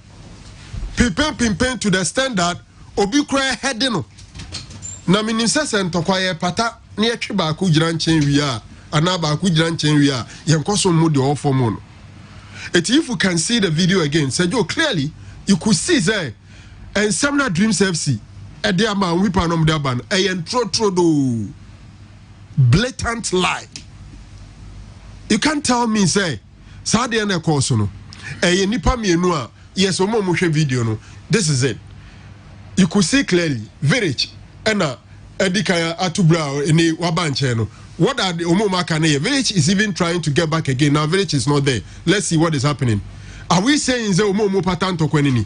Then Nipana or share technical team member no share now. Ogu obi head this no. Obi o pattern to Kwano. Say coaches ni me no na konye. Omoma kanini.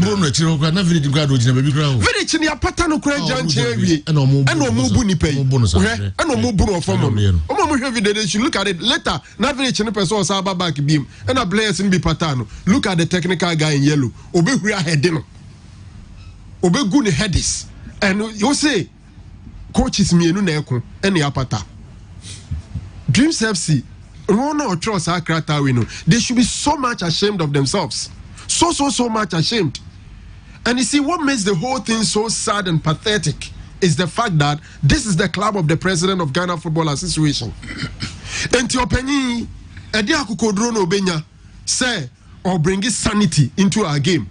If his own club, Ebeya Sadi way, no massa Trokrata way, Edi Abechre we are seeing now. And through China say we are sure they and Chokranka Yaneye. The video is circulating. Anybody who is analyzing this video will know say enye nipa mienu na eko eno mo maka pata. The rest are attacking the young man. And you are telling us that coaches mienu verbal argument he turned into exchange of blows and the rest are separating them. Eti the guy in yellow now ogu head is no or no or separating no. Very china one channel. You could see it. So said yo.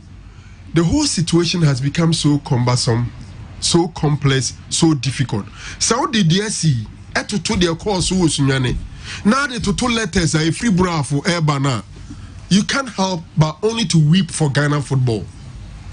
Because near Bravo clubs in Eken, it's not the first time a Bravo clubs are threatened so very draw. There was an earlier one where they even wanted to go to court.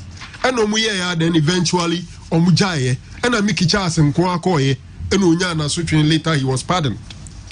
Now, what tie the course Sunyana said you, what was to former Ebekoso? Because there are several from Kranza Warriors, Brekuma Arsenal, there are several allegations all over the place. Say, Uko Tamarial to you for boo. It's all over. They've been attacking clubs. That is what they are telling us. This is what is on the minds of a number of supporters. It's not to you, Besunaino. Clearly, you anticipate some of these things will happen, especially looking at the nature of the match and then its significance. A stake for that game. Unim said game no, but for quite no supporters ne high brass band, Edu Mujama, Eba stand. BA versus Real Tamale United. Arsenal fans were there. I'll tell you the bus is 4 in a free Tamale. Bye. And baby, I to you supporters in good. There are a number of videos are to you supporters air to a Boba Park. Yeah, I'm sure. We bet my son I video no. Who share bo more Jubilee stand home. Yes, a boa kese you be was a day in a winning party a team. A day in a brand team say football air ko body again, you know. Over Fabu is all to work nipa. Some of the stones say yo, a boat team you go dead. Oh sorry be. Na me be some who say day in a never half one team a bra free fee Eba Stadium no. Yes, you bet me I blame me. FN say on fire peppery on your juma or ma a be no preferential treatment near day. But say I also think that in all this, young country football fans no mudis answer mono say football no your body GNE who kukunu any pano when you're den. No when you're den power. Now the sad aspect of it is that in the end of all these things, not a single individual has been arrested. Yanchi Obia. At the end of the day, Ghana buying will be petitioned, Ghana buying pay resources. Said the CC and Crawford Ghana room them. Newton, he was at the stadium. I've taken several reports. No, he was in Sunyane. I've taken several reports and your videos, write-ups near the other. Say yo, my video na RTU fans no etutu abono. Ya request ya you ask yourself, say, where are we going? clearly one share ya obesa support say ensambani football bi ni nya asundwe. And that is not where we want to go again. Because you free hoba yenche. Who read the letters in a free bana? These are key members of Ghana Football Association. Telling this time around it's not Attorney General and the Kasan you. Almost say in game a be dubious, unethical, unprofessional conduct. The system is bedeviled with several things. This time around, it's not coming from the politician. It is coming from description on the after Anas. After Anas, Attorney General. Okay. Attorney General, they might and then clubs in Bunafu, about 10 of them, and I try yes, they are yet to sign. But once they have decided so Mufaka they are going to sign. Damn the consequence. And that is what they are describing our football now. And it's so sad. Somebody somewhere would have to bury their personal interest. No making sure say peri obey juma in football. And this I say we will get to where we are coming from. Now it saddens my heart say Yemubi Anas expose by and some anyhow we felt say we're so optimistic say that is going to help. It is going to hand an opportunity for football people to rebrand our game and then give it a very positive image. But the Akika Kwei say you and here I be quatra baby number 12 Edi Kujina you know SMP Kofi Mimra wana okay Amra hona yenhwede also de betubia RTU for mo pelty you know munsla munya video no oh yeah yang kasa munsa ka misra mo yenhwede na ekoso football it said here wanya asem na akoko bamjo mo hwe sisi ano the na ekoso from RTU stand no no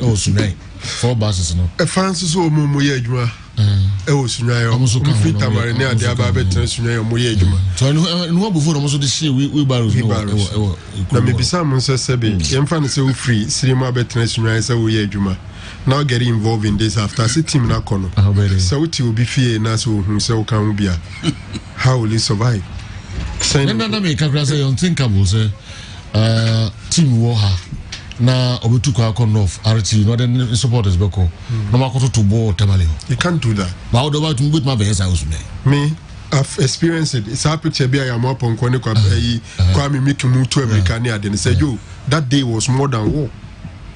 So when you have that experience sometimes one here I that's RTU league my own venue hope you venue I must say a lot of police and military baby abba yet to trouble not even a single arrest. The report I had was that soldier phone by after say basa before kick off no money.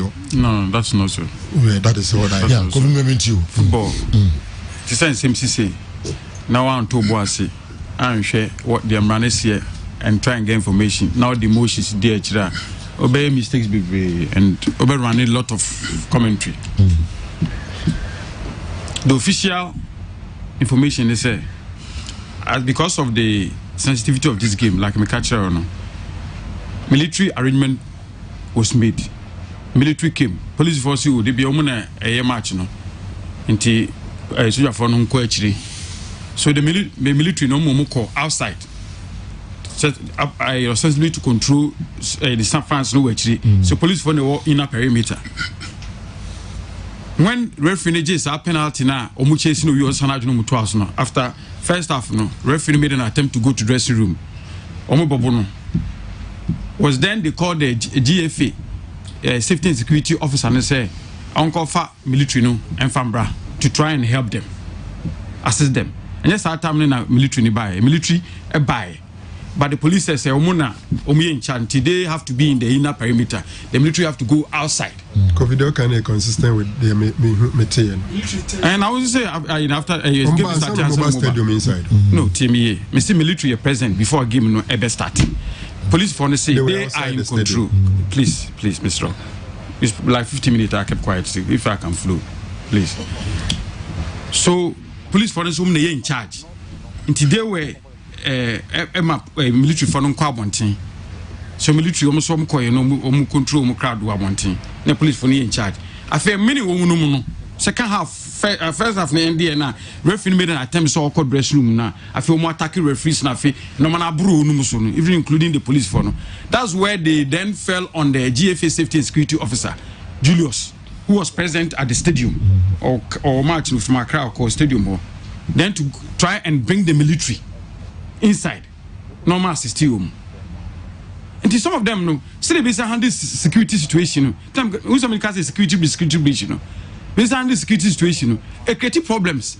Am I game is so big. The stake in this one. That's why you can say military mabwa no. But they do baby almost they in charge. They do a baby at the before and sana we move. As I speak to you now, referee no and on pay say Tiana ye penny about or to bass smoke on crime. Then he went to the 37 military hospital. We were the reporter come at GFA. Yesterday, after BA United a call park and it's now Ubiamano, no Mufali protest. Be a Fali protest. Artists of Fali protest. Ubia claim the 3-point at stake. So such matter will be referred to the disciplinary committee of the GFA no matter what actually caused the abrupt end of the game. And key in deciding this matter will be the report of the referee and the match commissioner. Their course with the report on the very, very key to the disciplinary committee determine one of the point now sticking in Bemano. Two teams now are filing for protest to claim the point. It tells you say straightforward where's into home team. Straight away, home team lose 2 points. Straight away, Omumbani way straight away say. In some no, I would different dimensions. They see was Sunyani Coronation Park no.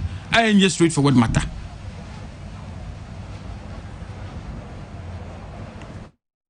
I'm fair into inche. The Park, Become Chelsea versus Dreams FC. Me, yesterday when I saw the statement from Dreams FC, I read the statement, you know. I disagreed with it. Of course, as my baby matter so can work for me. But Joe say I am here. Na me kasa fa we ho. And he say what be issue statement. Someone who e be a video no me ko ho. And that you as a club e be amoye investigation. And amoye investigation na perpetrators of the CN you will be brought to book. But when investigation in there, you don't jump condemning the Obika said the Okane and Yano so fancy way. Now if you listen to Hannah Nasmokan, of course me fan na 7 who clan and sink say and I'm so no Canadian and cray. But if who hear some now it's this. 7 after he was beaten, he was left our boss in the chamber supporters be so as a ebaho. So if somebody says that supporters took part in attacking Hanana, the person is not wrong. But on the mission. But if you don't have ban, so if you don't need a members of Become Chelsea, no more park and so after the match. No? Players of Become Chelsea, no more park and so. And indeed, what here they are Anana, I think that they confirm me what I saw in the video. So on the debut, your dressing room with him. To me, he left Timino and Oko. And that, to be honest with you, what here don't also Eka. It could be said there was an argument between him and Bruno Coachino. Clearly, there was an argument between them. But Dreams FC have then confirmed, say indeed. Bloody Bono, because some say escalated into into blows. And even though they are saying say indeed Hanan may have fit Verich or whatever the name is, but they are confirming some coach in Hanan. But what must say? So I say there was a fight between when we and not just also Nipana Bono. Oh, meanwhile, Hanan statement Omano. Oh no. Personal statement say every crown one Bobrunino. But Dreams FC now confirms some Brunino ball Hanan and that Hanan also ball or Mubrunino. It indeed who you are giving cause say more investigation must be done. Into me, I think that the tone or the direction of the statement should have rather been say be a more investigation, and that after investigation, or more involved, perpetrators will be brought to book. I think that it's a proper way of beginning something. Then later, no, once when you the fact, the full fact of the matter, no, now can you about bituja. But I disagree with the way they open the statement, you know. By now, claiming said in Kofokano, and but part of the statement says there. The exchanges between Hanan and the Bruni coach escalated into blows. Now you are confirming saying indeed you'll be two blows. Uncle for Bruni coach. The one releases a statement. He said, number 2, no, or say the coach Abdul Hanan Abu was not attacked.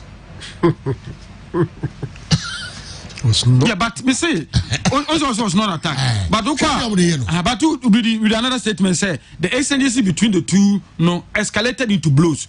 Then I attack them. And if you escalated into blows, then I attack them. Yes. This is what we have to try there. Blows, no blows. Letter. Oh no, so I have a different perspective to the President's Club. And then we are quick. Yeah, but to be money is special. Yeah, but say, and it's a crown and it's a bar. It must be dealt with. No, what the president nothing. No one said what I can say. Una lead the crusade, bring back the love, extra clubs in Asia. Now, club. The also no club where. Hey, of course, you have a higher responsibility because if you would, those working for the club have a higher responsibility. Said Omukin. Now, so much letter, no. Okay, say letter in Uncle GFA. Because how many times? Number in some will be brave. How the letter, if indeed you don't be that and the enemy, see an economy sans and the because Mirafic club will be here. On just on count with Mukramon Boni Din, the do be signing up then the matter will begin from there. But you win Diana. Because it's not how many times na for me involved football? Major football, team Magunu, Omdomano. Then they said we saying the letter should go to the GFA, stand by Onum. Because Asamba. And I make football as many emotions near the can. What the emotions are, obey mistakes be brave. You should look at the regulation, the rules and regulation govern. At the end, I know why and I also don't have a tomb. We are for so be on the mission. When I don't have a shim, then what should rules and regulation governing Kuna don't want to join. But as about to was emotions. And I'm just saying, no, be so. Be a so. But one take you time. One take you time. You make a statement, and you can so make it, and then you take steps. Later, you cry now. Barricade. Into somebody so too bossy. Sometimes you reflect, you consult. No, I say this is the matter. DNA. Oh no, we say say you write statement. I found our friend so mess. Can we say Kiesiano? Then you draft statement. But Obiba now disagree with the tone of statement with the person sign. Suggesting more or and then they release this statement to the immediate time say and the final analysis that and we see says our statement to na okay 10 minutes to 12 they're very interesting they say DFO mobile silent away no more as I protest them for points more. It is 1 minute so job there. My Rana Manka for natural. Yeah. Okay, said you almost trade a letter and withdraw and said you seen it here. Kala rooms is here no Revikala. The plus and time they need to say also Okoja it is just usual. Lab. Lab ni na no ya deba ko rezo ujai. Now lab ni na atumitwa. Okay, now before I'm Andy Bebanum, I mean you shall sense me this. Sir, I think that they are agreeing with in the issues here you are. Also Fred, there was a mistake in communication. The first release was the first draft sent to me to edit. In publishing, the draft file was published instead of the main one. Oh. This statement was later published to replace the mistaken one. So now I just said statement about Montano. Hey, idea no be atro. The general manager. no who say some of them no and yet proper until the statement in trying to release the statement no release the omo a draft no instead of the main statement now about one thing he's just sent to me so okay so now at least they are agreeing with some of the issues we are raising. So me I think that some of the things on which was our statement may I disagree and that they should have taken a different dimension than what was released. My funny kakrao say the statement about bonting say DT answer number na bedi mi hono ye hu de na first one no aba the second one dey say ke trankasa na any hu ye na we aba oh but bibi ties I don't doubt one wa broach in the team no I don't doubt I don't have any reason to doubt. Okay. Sergio so we are this is funny. After bashing, okay, now they are confirming at least number one or so.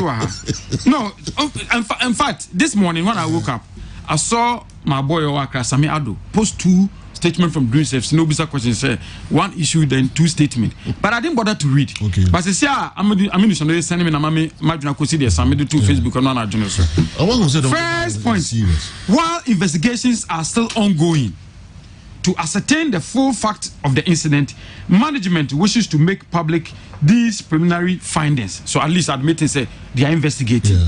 Now, 1, that indeed there was a physical altercation following heated verbal exchanges between manager Vladislav Veric and a member of the Brekum Chelsea technical team, later identified as assistant coach Abdul Hanan Abu. At least now they are confirming some and some now they are confirming it was a physical altercation between the video and that they are investigating away from it. You see, I will send you the full okay.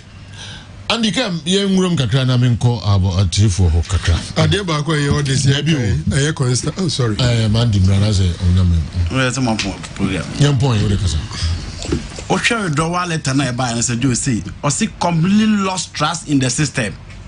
Teams na nkasa omo adwane GF ku no omo ni trust or system nim and o share say me CCA selective justice akwa say do you don't need a magician to tell you so you're part of the effort. Said clearly there was no trust. Corruption. So Olympics for the Ababe to just almost yen because Omu GDA secretary share the prohibia come match 11 wonders boy more. Now it's a proper confirmation. And the team said they might see a game no, it is full of corruption.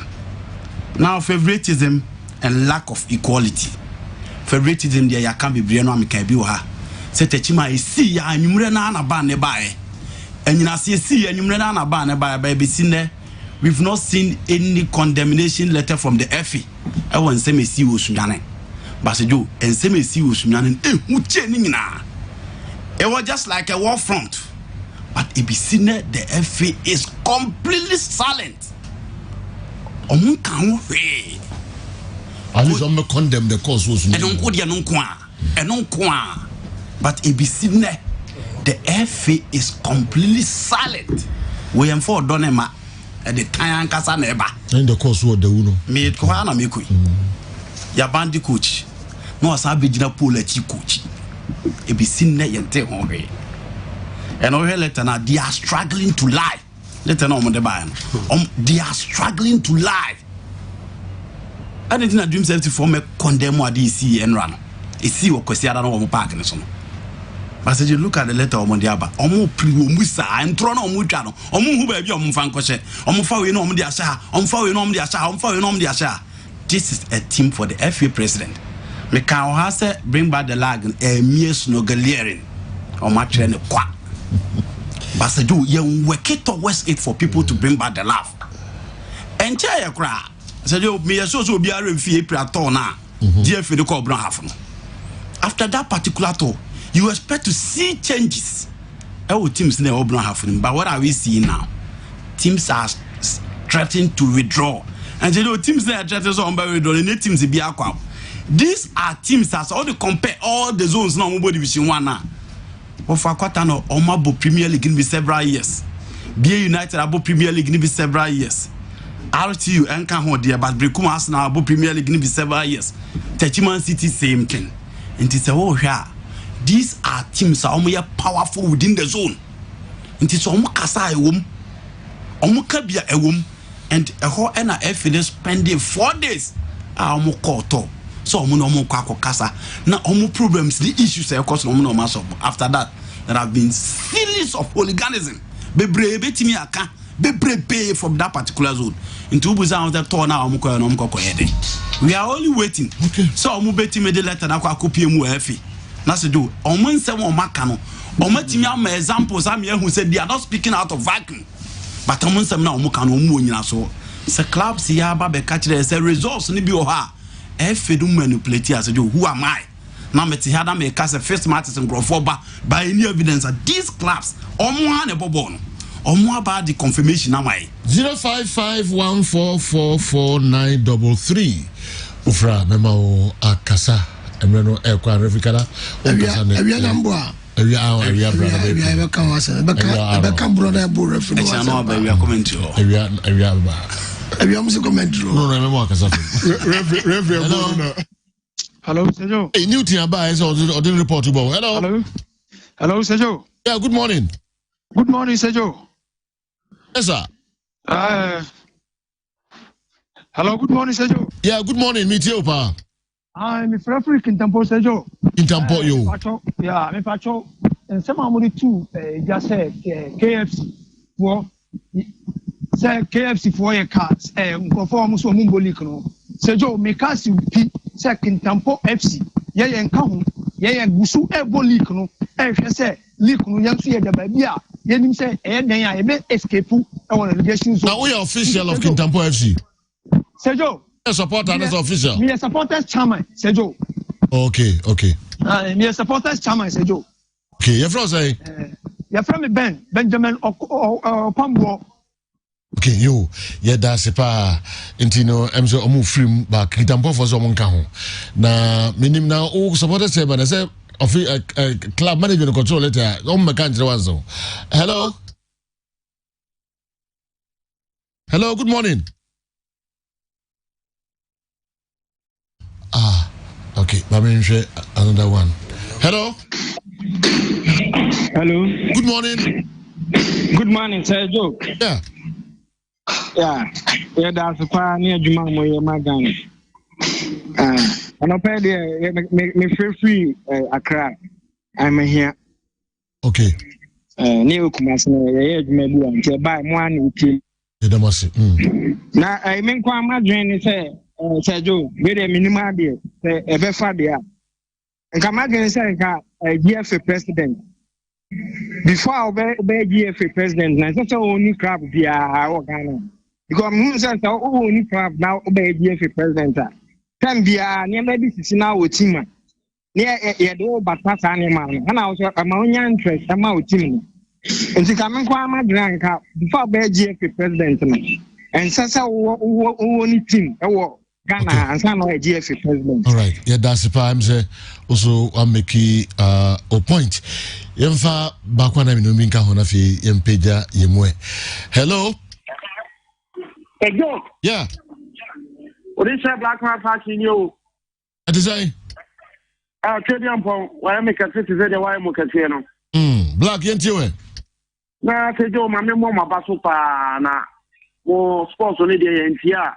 Da intimina na kaka American say they say the football no kono anya papa ya best friend telephone say the mbrand tell bia wo bayan futu bia o tie didi no so tell many pan ya de ni anche na so a pa na football no be you o hwe ni ma kokko so ni ma football mu a e mfa we bobo abofo no ball no mu lusu enso so titi obi akotrika dia akoku obi enso je be na ekoso organa yi enti ya best friend ni ne mpanifo ene yeru achi mu say form nancy from no big piala obey boni o football will be a yankin so then set the example ma fufro that's it. Okay, black man yes so yeah that's too bad yentimi emfa calls no abium ya dc ha yepedem such comments me I take very highly but nipa do no hu adwuma de de obeye bia no somebody would agree, someone disagree. Obani team, ha.